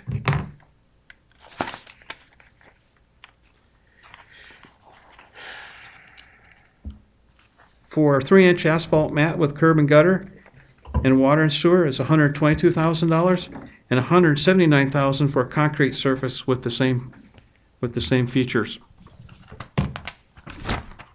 I will go through the allocation for streets and bridges. The first one's chip seal and maintenance. Between the chip seal and asphalt maintenance throughout the city, we're asking for $1,050,000. This number is very close to what the previous year's number was. Likewise, citywide curb and gutter, as you can see on 2nd Avenue, we're doing curb replacement to go in conjunction with the mill and overlay at a later time this summer. Asking for $750,000 to do 18 blocks of mill and overlay, and then asking for $200,000 for concrete road repairs, and then $200,000 for accessibility improvements. The next line item number 4, is Klein Street upgrades on 15th Avenue, or Klein north of Railroad from 3rd Avenue to 8th Avenue. I have $769,000. In addition to that, if you go to line items number 10, 11, and 12, they also have allocations for the Klein infrastructure improvements. If you add all three of those together, it comes up to $1,529,000. As I stated earlier, the city was forced under injunction in 2011 by the state to do storm sewer improvements. The last phase of improvements that were under that injunction would be under 15th Avenue from State to Dakota. With this allocation, we could actually then finish the injunction order, and I'd like to see that be done. We've been quite aggressive with the Klein sewer line improvements. I'm guessing that in the future, instead of having to do sewer improvements every year, maybe we can do them every third year, which would give us more money to put into our street system. But we really didn't have that option previously because of the injunction. We were told to do the improvements as quickly as we could. And if you talk to Peg, she will validate, since we've done the Klein sewer improvements, that we have cut down the infill and infiltration considerably from what it was previously. However, this year, it's been a little bit different than previous years because of the high water level. Matter of fact, Rob, I'm going to tell you that the storm sewer that they need to replace down by the university, they haven't been able to work on it because the pipe is half full at this time. And so they have to create a coffer dam and try to figure out how to do that. But we'd hope to have that project done by this time, and we haven't even started it. Moving on, you'll see that I have state revenues and savings reconstruction of $2,530,000. That does not require a current allocation. However, if in fact you want to do a major reconstruction next year, and Robin's provided you this listing once before, you'll have to determine if you want to approve any one of these 7 improvements, and if there's others that you want to add, so be it. But we have to do it within the next month if in fact we want the plans completed for possible construction in 2020. So next year could be a fairly large construction year when you look at the fact that we would be doing mill and overlay, we would be doing our regular chip seal, and then we have the potential to do Klein sewer improvements as well as a reconstruction improvement. And so when you go through, it shows roads that are currently being evaluated, and it also shows average daily traffic summary. Any questions about what's going on there? So I don't need a current allocation out of sales tax to do the large improvement because previous state revenues and savings to date, I have $2,530,000 in reserves to do that project. How many blocks does that cover? $2,530,000. That should cover anywhere between half to 3/4 of a mile. Maybe a mile. Last time we did a mile improvement, it was $3 million, and that was Roosevelt. 3.4, yeah.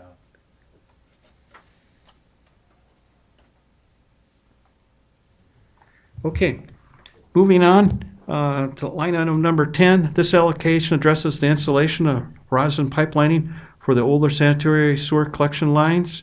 And then it has Klein improvements, which I spoke about earlier, as well as manhole rehabilitation and work. And so for manhole and lift station re-improvements, we're looking at $100,000, which doesn't complete a lot, but it takes care of necessary improvements. With the AGP project coming to full production, we may have to change some of the impellers within some of our lift stations, and so that $100,000 could be used to change some of those impellers to make certain that we can carry the additional load that we committed to. Likewise, I think it was, and Clint probably knows better than I think it was about 2012 or 2014, we added additional 25 cents that we dedicated for the rosin pipelining, and we've been doing those improvements. At the back, you'll see a map that shows what we've done to date and what we have programmed for the future. And this has been a substantial cost savings to the city, whereas we go out and we look at those areas that need some possible touch-up where we get it before they collapse, and so there's substantial savings in cost. At one time, I calculated it out where it costs us a quarter to do the rods and pipe lining versus what it does to do a full improvement. If in fact the pipe collapses, we have to tear up the street, come back and replace the pipe, and in addition, replace the roadway. And with the rods and pipe lining, we're not replacing any surface. It's all underneath lining. Utility Storm Department, these allocations are to cover costs relating to Moccasin Creek and necessary improvements relating to the Klein sewer improvements. Once again, $350,000 for Klein infrastructure improvements and $150,000 for Moccasin Creek plan. Number 12, Utility Water Department, allocations to cover the costs associated with Klein sewer improvement once again, and water reservoir repairs. The reservoir at North Jackson Street is at that point where it needs to have some repairs on it, and Robbins estimated that to be $250,000. And we've done some interior repairs on that reservoir before, but now the actual exterior, you have concrete that's falling and it's starting to affect the integrity of the reservoir to a certain degree. Well, we've got exposed rebar. There's a lot of deficiencies on it that we're gonna have to address. Okay. The last, I guess it isn't the last item. Item number 13, water reclamation treatment plant, allocation to cover the expense of a new water reclamation sludge storage tank. Currently, we only have one tank, and that's 220,000 gallons. With this additional tank, would double our capacity to 440,000 gallons, and you're asking, why is this needed? Well, because the weather conditions that we've had, we haven't been able to get out in the field, and so we've had a problem getting rid of our sludge in the last couple of years. And so instead of being placed in a position where we have no place to take it, we thought it would be best just to put additional storage tank, let the ground dry out, and then go out and do the application to the areas that we have contracts with the various different farmers, because the farmers don't want us taking their equipment out there when the ground's soft and ripping up their fields. And so that is part of the need for the sludge tank. Number 14, water treatment, allocation for dam replacement and repairs and intake bond payment from previous improvements. We need to do some low-head dam repairs at Ortway in the plant, and we estimate that'll be $91,000. The big item here is Elm Lake Dam Replacement Reserve. The state allocated $521,000 for the replacement of this dam, and so our prorated share then would be $1 million. I do not have $1 million at hand, and so I thought over a 3-year period or 2-year period, we could put together an adequate reserve where we could replace the dam. And you're going to ask, well, how important is the dam? Well, the dam holds approximately a 3-year supply of water if, in fact, we were to go through a drought. Likewise, Willow Lake Dam, which also holds water for the city, only holds a 1-year supply of water. So you can see where that dam's very important, because between those two dams, they hold over a 4-year supply of water if, in fact, we were to go through a drought period. Lynn, you might say then that's pretty damn important. I was waiting for a joke. It's been dry. Lynn, is that current, is that based, calculated on current consumption, or is that historical averages, when you say 3 years? Current. It holds approximately 3 billion gallons of water that we could draw. Likewise, Willow Dam is about 1 billion, and right now we're at 1 billion, whatever. I'll get into it at a later time as I go forward. So I encourage you then to go to the back of your sheets, at the back of the book, if you got questions about some of the materials I talked about. Like, for example, I talked about other data. Here's the sheet that shows mill and overlay. Now keep in mind, for the mill and overlay, I talked about doing 18 blocks, and you'll see that there's 2 colors on there. There's green color, proposed 2020 mill and overlay, and then there's also optional additional mill and overlay. For us to do 3 blocks for Klein sewer improvement, former bid amounts have been around the $1.2 million, and as I've indicated earlier, I have $1.5 million there. So actually, we might be able to increase the amount of blocks that we do next year by a third if in fact we receive low bids, and so it might go from 18 to 24 blocks. And so I asked Robin to include that if in fact we got good bids for the Klein sewer improvement. And so there's potential to do up to 24 blocks on mill and overlay if in fact we have good bids. Transportation improvement plan for 2020. You can see the signal improvements are in the yellow, the concrete street rehab, our potential mill and overlay are in green. And then in the hatch marks, it shows some of the 7 projects that Robin listed with various different traffic loads. This sheet here shows sanitary sewer lining project proposed and completed by city. Green is completed to date, and red is proposed future lining. And this varies from year to year as to how much we can do. The smaller diameter pipes, yes, indeed, we can probably do a lot more blocks. But when we get into, you've done rosin lining in what diameter? What's the largest size diameter you've done? 42 inch. When we do a 42-inch pipe, we can't do too many blocks with that type of lining at $250,000. This shows potential improvements if in fact we don't do 15th Avenue. If we want to go north on Klein, you can see it goes from 3rd Avenue all the way up to 8th. We saw some deficiencies within that pipe there. I don't think they're to the magnitude of 15th Avenue, but that would be another section to be replaced in the future, potentially. I gave you a copy of the debt service done by Doherty and Company, showing principal, coupon, interest, and total principal and interest based upon that $250,000 a year for 18 years, and showing the net interest costs. Likewise, show an airport diagram. We just got done doing runway 3517, and now we're looking at taxiway C, which is a tribute to runway 3517, which you can see is the shorter runway and taxiway out of the two. Lee Park Golf Course renovation, Exhibit A. If you go through this exhibit, I talked about they have 2 phases. The first phase is basically $259,000, and the second phase is roughly a little bit greater. And when you add the two together, they're about $615,000. It shows the various different work that needs to be completed. One is they'd like to equalize the ponds within the golf course. They're all at different levels, and so there's needs to be some piping done where they can equalize the levels. Likewise, there's quite a bit of pipe that's being added for drainage purposes. And if you drive by the course early in the spring or after good rain, you can see some of the problems that we have relating to the water on the golf course. And will these 2 phases take care of everything? No, but there'll be a substantial improvement to hopefully lower the operational cost of effort because of the flooding conditions in some of these different fairways and roughs.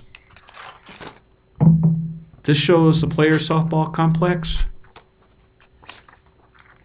a map of it, and it shows the player softball complex phase 1, which I talked about, which is $4,408,000. There's additional plans for other phases in the future, but I only addressed the complex phase 1 improvement. And then there's the moccasin softball complex improvements too. And so when you add all 3 of those together, you're almost at $12 million. And so I only put forth the $4 million, $408,000 improvement within the capital outlay. Here's a letter from the softball board of directors, and you can read that at your leisure. But are there any questions dealing with the capital outlay program for 2020 to 2024? Keep in mind, we can talk about this at a later date. I kind of flew through this.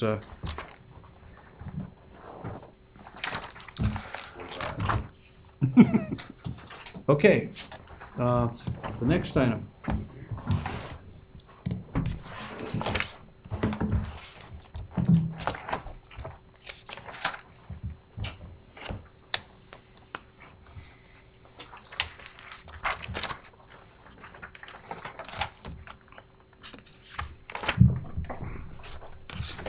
The next item is the City of Aberdeen 2020 budget proposal.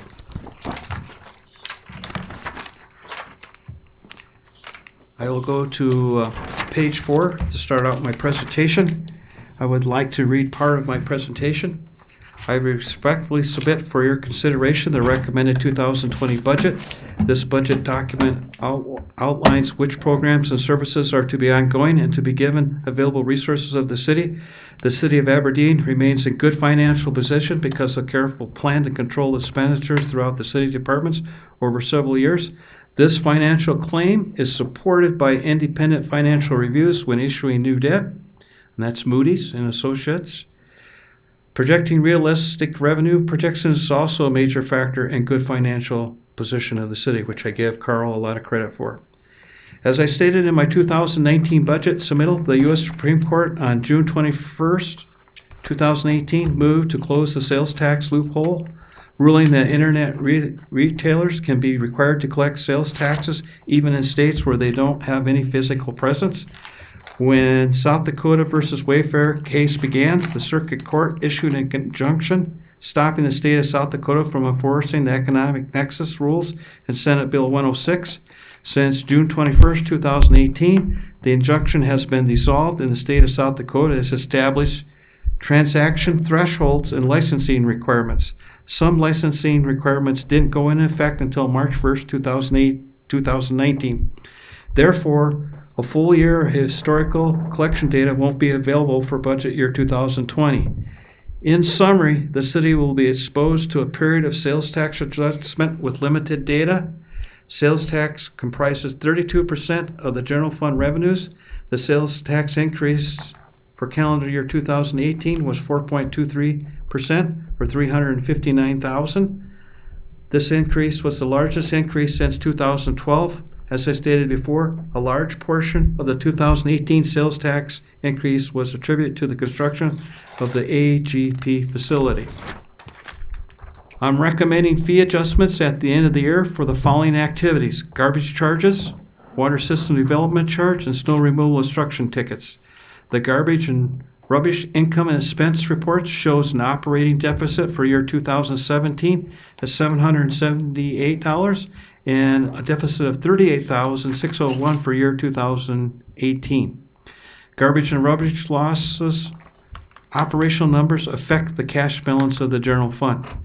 The proposed 2020 budget was a limited growth budget for our operations, but this budget did address some smaller operation and maintenance increases, as I will address as we go through this document, and some larger critical capital outlay needs. The city of Aberdeen has been blessed with continued development, and I look forward to making Aberdeen a better place for all our residents. All city department heads, especially Carl Alberts and Robin Bobzine, should be recognized for their efforts to provide a detailed and balanced budget for the city of Aberdeen. As you can guess, sales tax is a very important revenue for the city, so I will start my presentation highlighting some comparisons. The first sheet shows municipal tax due for the 10 largest cities. This table shows what the last 4-year average percentage increase was for the 10 largest cities, and that average amounted to 10.51%. The highest of these 10 largest cities was Sioux Falls at 15.87% for the 4-year period, and the lowest was Pierre at 5.54%. Aberdeen ranked 5 out of 10 for a gain percentage increase of 11.43%. So when you look at Pierre at 5 and you look at Sioux Falls at 15 and you look at Aberdeen at 11.43, I can't say that we didn't do well from a state perspective. The next sheet shows state statistics by standard industrial classifications, and what I'm doing is just showing you what the entire state of South Dakota did from a taxable sales perspective from year 2017 to 2018. There's only one negative number in this sheet, and that was in construction, and so therefore the sales tax numbers were fairly robust for the state of South Dakota from 2017 to 2018. And as you can see, the total percentage for state sales from 2017 to 2018 ended up being a 6% increase when you look at all those standard industrial classifications. The next sheet, what I've done is showing Aberdeen statistics by standard industrial classifications for the major groups for state taxable sales also. So you could kind of compare where we were in relationship to the entire state. And as you can see, we're running some negative numbers compared to the state from 2017 to 2018. And we didn't meet the state average. However, we did well in certain areas, in other areas we went down, and so I can't say that it was necessarily a bad year of comparison from 2017 to 2018. Anytime you have your sum ending up being a positive number. Page 9 shows the budget calendar and shows the remaining important dates. August 12th, I'd like to do a work session where you can ask me about any of the information that I presented to you this evening, plus if you have any other concerns. September 3rd, first reading of the budget and 5-year capital outlay program. September 16th, we'd like to see the second reading of the city budget and 5-year capital improvement plan. And September 23rd, the city finance officer to certify the tax request to the county. And so we have basically 4 important dates from this point thereon. Annual budget process. Article 5 of the Aberdeen Home Rule Charter defines how the budget is to be prepared and submitted to the city council, and I have listed those requirements for your reviewing. It takes approximately a page. Page 11 shows listing of the governing bodies and terms. I just thought you'd be interested in seeing that. Next year, I see that Mike Olson's term expires, as well as Dave Bunsness. Re-election time. Page 12, the mission The big statement of the boys city. are up next year. Page 12, the mission statement of the city. We will, for the betterment of the people, shape a future with a positive environment through stewardship and collaborative leadership. Page 13. The first question usually asked by a citizen when talking about the city budget is, where is the money allocated within the city? Attached below is an illustrated example of the allocation of city tax dollars for city services for 2019 city property taxes at a home valued at $100,000. Those city property taxes would have been $568.37. Likewise, if you go to the middle of the page, it shows you what the city property taxes would have been. A $200,000 home, which would have been $1,136. Likewise, a home valued at $300,000, the city property taxes would have been $1,905. Then when you look at the functional breakouts of the city property taxes, you'll see that 28% goes towards public safety, 32% towards public works, 21% towards culture and recreation, and 13% in general government, 1.82% for economic development, and then some smaller remaining amounts. So when I showed you this example of city property taxes is $568 for a home valued at $100,000. As you can see, public safety, that $163 is where the split out would be for that $568. Public works, $186, and so that's what the property would split out to be for the various different operations. Page 14. New construction is one of the positive key factors in causing an increase in taxable valuation of the city of Aberdeen. Tax valuation increases due to new construction contribute to property tax stabilization.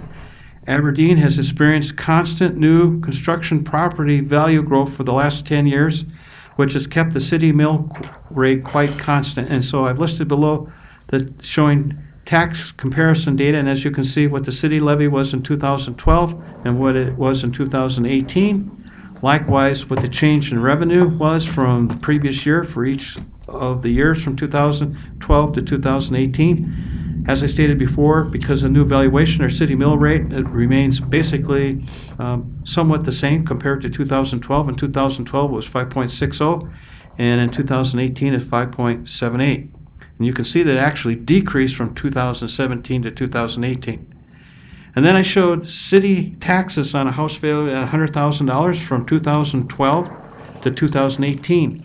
And that home at a value of $100,000, the city's share of property tax increase would have been $31.89 from 2012 to 2018. or $5.31 per year on that home valued at $100,000.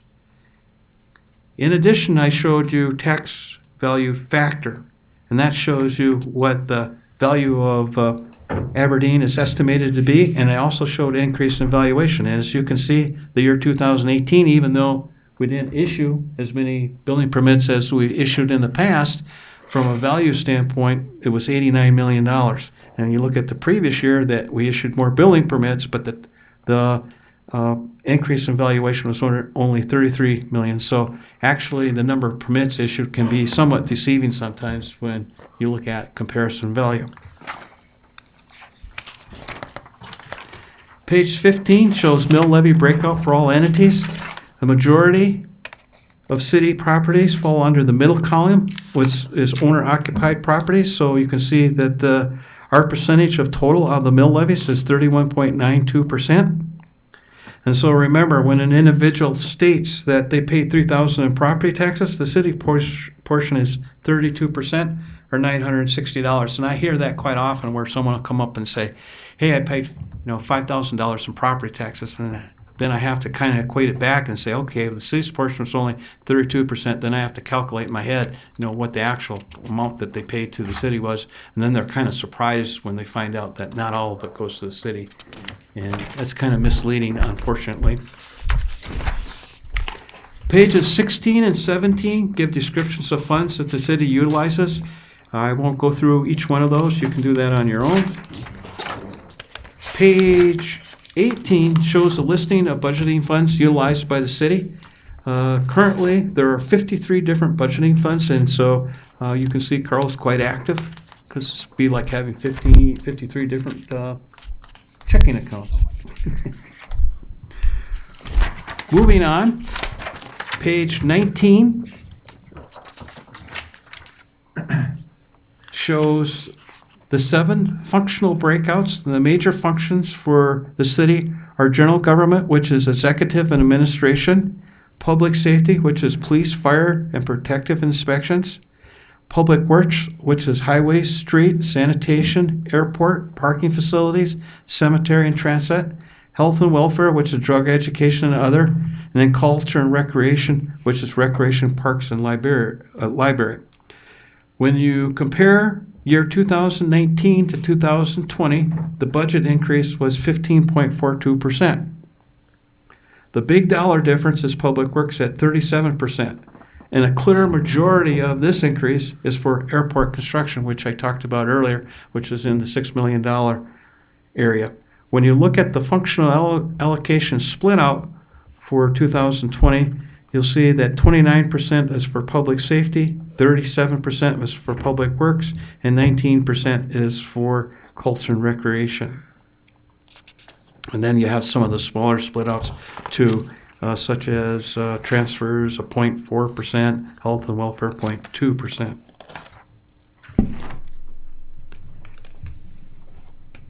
One item I'd like to highlight with the current budget too is a budget success shouldn't be solely measured based upon the percentage of increase or decrease from the previous year. The outcomes measure the success for programs, activities, and accomplishments for a budget. The 10-year average from 2010 to 2019 for budgetary increases for all expenses such as salaries and benefits that have been at 3.42%, operations and maintenance at 3.2%, and capital outlay at 14.17%. The dollar proposal for the general fund expenditures, which includes parks, recreation, forestry, and also airport operations for 2020 is $34,021,000, or $4,547,000 increase over the previous year's allocation. The airport is programmed for $7,160,000, and the majority of this allocation is for capital improvements costs.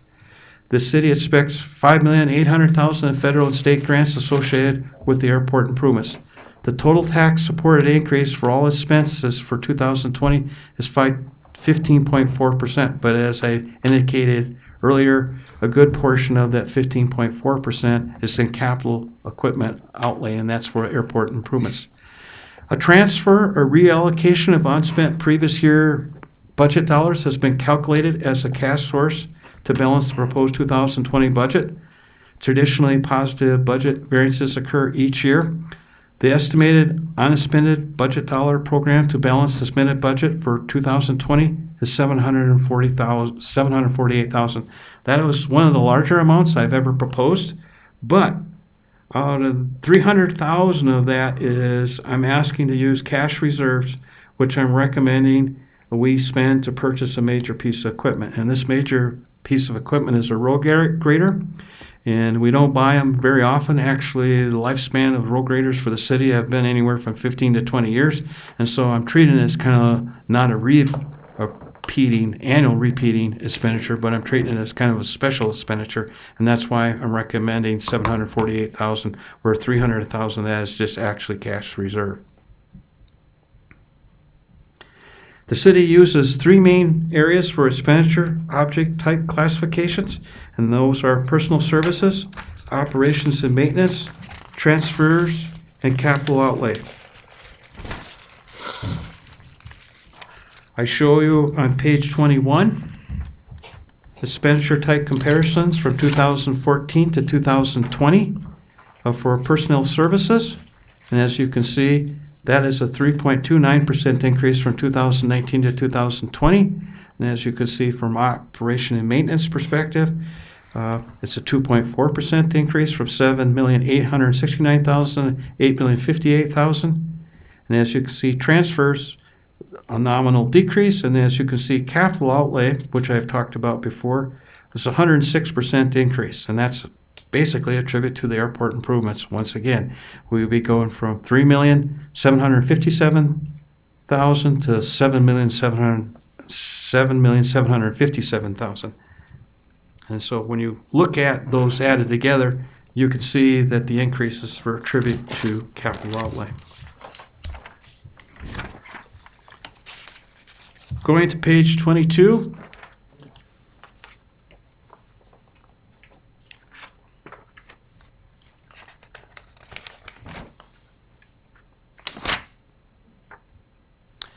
Personal services projected for budget year 2020 is $18,062,000. And as I indicated earlier, you're looking at a 3.29% increase for personal services for 2020. Operations and maintenance would go from $7,869,000 to $8,058,000, which is 2.4%. Transfers to other funds and activities. I want you to understand that we have some activities that require annual transfers because they do not cover their entire cost. And those transfers to date would be the airport and golf operations. And as you can see, the airport, we're looking at a transfer of $604,000. In golf, we're looking at $142,000. And then Parks and Rec, we're looking at $4,413,000. And the last major category of expenses is capital outlay. And if you go to the back of your book, if you look under Schedule E, you can see a detailed listing. The general fund is broken out into 7 major revenue categories. And they are sales tax, property tax, licenses and permits, intergovernmental revenue, charges for goods and services, interest, transfers, and others. Aberdeen imposes a 2% sales and use tax and a 1% gross receipt tax. The first 1% sales tax is used for general fund operations, and the second penny sales tax is mandated by City Ordinance 0404 to be used for capital improvements. Sales tax is a constant, larger source for the city's general fund, other than property taxes. As I stated earlier, the 10-year annual average from 2009 to 2018 was 2.14%, and the annual growth for year to year for the last 4 years has been 2.02%. Page 24 shows tax due, not taxable amount, on the municipal sales tax, and it shows the breakouts in the standard industrial classification areas. And as you can see, retail trade is the largest specific generator of taxable sales, amounting to about 60% of the total taxable municipal sales for the city of Aberdeen. And so that sales tax on outside businesses is very important to the city as we lose to internet sales.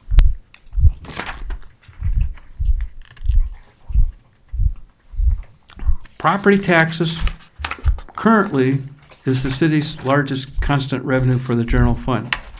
You need to understand that South Dakota Codified Law 101335 imposes limitations, whereas the tax levy increase can only be increased no more than the lesser of 3% or the index factor. The index factor is calculated by adding the most recent annual percentage change in the upcoming consumer price index for urban wage earners and clerical workers as computed by the Bureau of Labor Statistics, United States Department of Labor, plus new value from property improvements to determine the maximum revenue to be raised by taxation. The South Dakota Department of Revenue informed the city of Aberdeen that the consumer price index for taxes payable for 2020 was 2.4%. The city finance officer has calculated the percentage of increase to be approximately 3.9% when factoring the index factor with new property growth. The new gain in revenue is expected to be $496,000 for $9,752,000, or 36% of the total revenue for the city. And just to give you a comparison on index factors from the past, in 2019 it was 2.1%, 2018 it was 1%, and 2017 it was 0%. So we don't necessarily get a lot of increases in property taxes because of this index factor. As I stated earlier, the projected revenue for sales taxes for 2020 is $9,219,000, and the anticipated sales tax increase from 2019 to 2020 is only $145,000. Charges for services is the third largest constant revenue source to support general fund operations, and the major revenue sources included in this area is garbage collection at $1,070,000, recycling collections at $272,000, and ride line fares at $190,000. The fourth largest constant revenue source, which provides financing for general fund operations, is intergovernmental revenues, and I provided a listing of some of the intergovernmental revenues that we receive, most of them from the state and some from the feds. The last major revenue source for the general fund is licenses and permits. And as you can see, when I look at license permits, I'm looking only at $396,000, and out of that, we're anticipating $250,000 from building permits. So you can see, for the most part, we don't gain a lot of money from licenses and permits. Page 27 is a summary of major revenues and expenditures, and I'd like to highlight some facts. When you look at the airport operations, you'll see the city subsidizes about 50% of the cost to run the airport. So when you look at what we're charges for goods and services, whether it be the commercial airline, or whether it be the leases for the hangars, or whether it be the leases for the FBO property, we're only covering about 50% of the actual cost, and the other 50% ends up being a quality of service issue that we pay through city general fund to keep the airport where it's at. Likewise, parks and recreation, when you look at what they charge for goods and services, their fees only cover 13.8% of the total cost of their programs.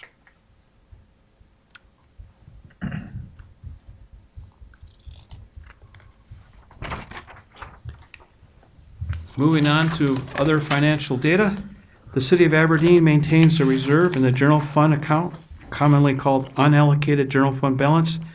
This reserve account is used for cash flow purposes like any other business. In addition, this reserve can be utilized to cover unanticipated expenses and emergencies. The chart below shows the unallocated general fund balance for the last 12 years.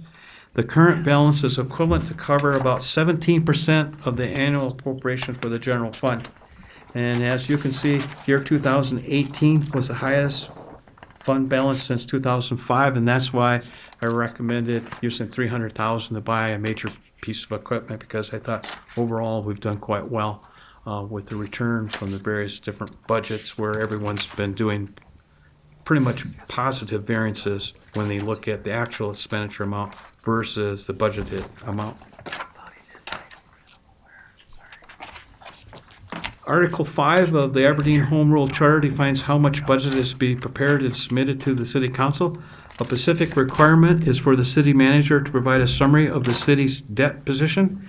As stated by state law, the debt of any municipality shall never exceed 5% upon the assessed valuation of taxable property in the municipality for the year preceding that in which said indebtedness has occurred. And as you can see, our constitutional debt limit calculated by Carl is 91 million. We're at 26 million, and so we're only using 29% of our stated allocation. Have to have the sales tax to support that though, don't you? Yep. And have the cash to pay the payment. Okay, moving on, page 30 shows the tentative promotion fund, 220 tax allocation that you submitted back in June. Kind of listed your suggested activities. Moving on to page 32, I'm showing See, he the city. glosses right over promotion fund. The one thing that we have something to do with, he just. You tell me when you're going to discuss that again. Maybe I can take a day of vacation. Everybody's got jokes now. Okay, I have some charts in here I just thought I would give you in case you have calls from various different citizens, so you kind of know where we stand in some of the activities.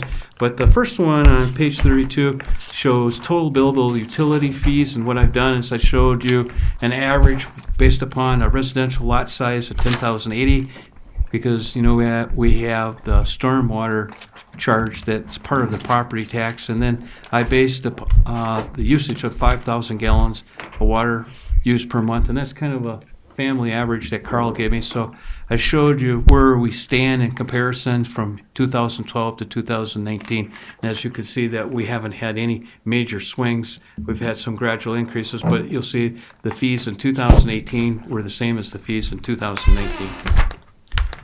Then I showed you the CPI and the average combined utilities where we were standing in relationship to the CPI with our utility charge increases.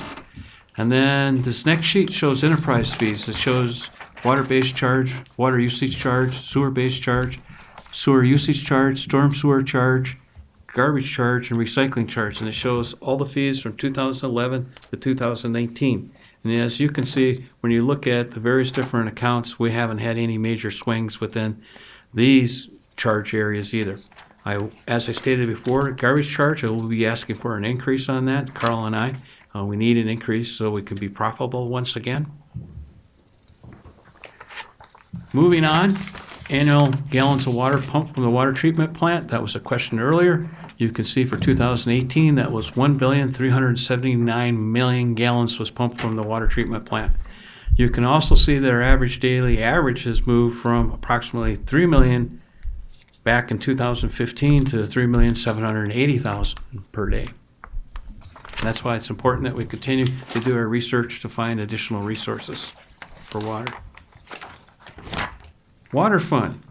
I've provided you part of the 2018 audited financial data on page 36, and when comparing ending year cash for water and sewer, you can see why I didn't ask for an increase in fees. It's not necessary.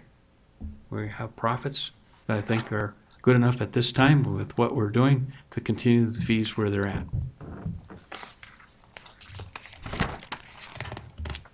Ride line. If you go to the bottom of page 37, Ride line provides affordable transportations for persons with disabilities, older adults, and individuals with lower income. A good portion of this service is subsidized by federal and state grant programs. Listed below is the subsidy Ride line has received from support of the city's general fund since 2005. And as you can see, 2018 was one of the higher amounts, and that's because I think we ended up basically funding 3 new buses within that year. To use Ride line, you must schedule at least 1 day in advance for your appointment, and reservations are set to from 7 a.m. to 4 p.m. The last rate increase for Ride line was done in 2008. And state and federal subsidy regulations pertaining to grant regulations require fee revenues must cover at least 15% of the operation and administrative costs. So whether the council raises this fee or not, sometime, I'm guessing in the near future, the feds and states are going to mandate that we increase the fee. Other city materials, I gave you a listing of city employee positions from 2007 to 2019. I'm not recommending any increase in any positions for 2020, so they'll remain at 270 for full-time employees. I earlier talked about budgetary increases for all expenses when you looked at our major split out of salaries and benefits, O&M, and capital equipment. And that shows you the chart showing the various different percentages for the 5-year average and the 10-year average. Exhibit C shows fire and EMS call summaries from 2000 to 2018. As you can see, calls for fire have started to go up once again, where previously they were actually decreasing, and EMS calls continue to increase on an annual basis. This next sheet is pretty important. It came from Brett's division. It shows single-family home permits as well as multi-family unit permits from 2008 to 2018. If you add all those together, single-family increase in that 11-year period was 801. Multi-family units increase was 1,045. So if you add those two together, over 1,846 new living units were created since 2008 to 2018.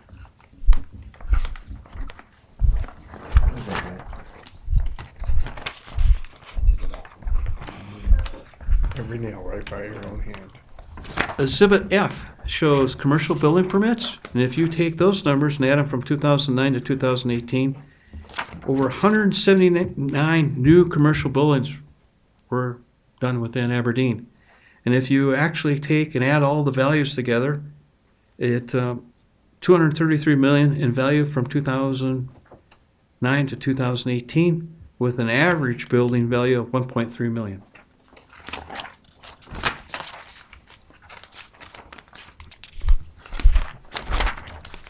You're probably not interested in this next statistic because it's pretty warm in here, but I did calculate this out and I thought you should know about it.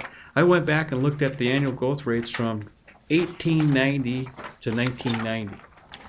And I was kind of surprised to find that when you looked at it on a decade perspective, the average decade increase during that 100-year period was 2.13%. And so really, if you take out the non-growth years of 1980 to 2000, Aberdeen has always done pretty much a constant growth factor.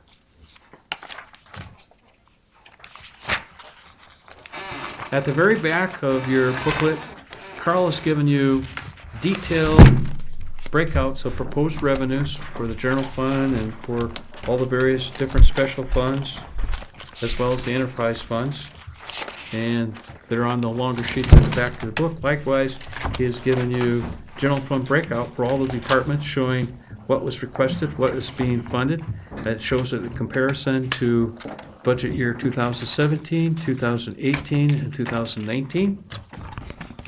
Then the next breakout sheets show personal services for each of the departments within the general fund and the predicted increase based upon personal services, which includes salaries, insurance, and other items for the general fund and Parks Rec Fund, as well as the airport fund. It shows operation and maintenance increases for the various different departments too. And we try to keep these constant between the departments when we do adjustments. There might be some unique features every once in a while where a particular division needs an increase beyond normal, but for the most part, we try to treat everyone in a fair manner. The last sheet shows capital outlay, and it shows some of the increases within the capital outlay areas. And if you move to Exhibit D, it shows you the capital outlay for all the departments and what the allocation amounts were. And so, for example, you go to this very last sheet, you'll see, for example, the street sweeper.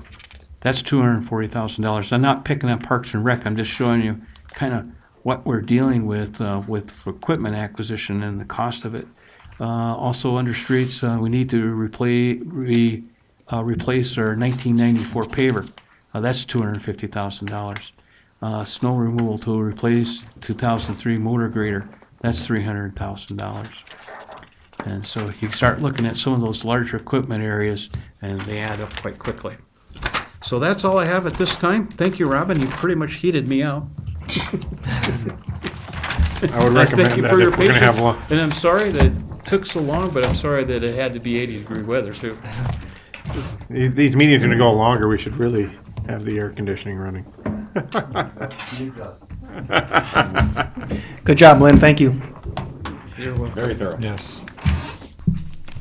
It's hard to make financial documents interesting, but I try to give you some facts outside the budget area that you can take home and then talk about it throughout the public.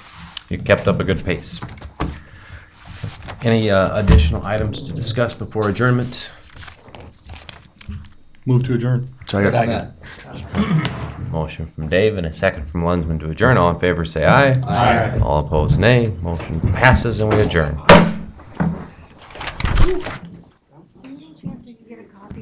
Yeah, you want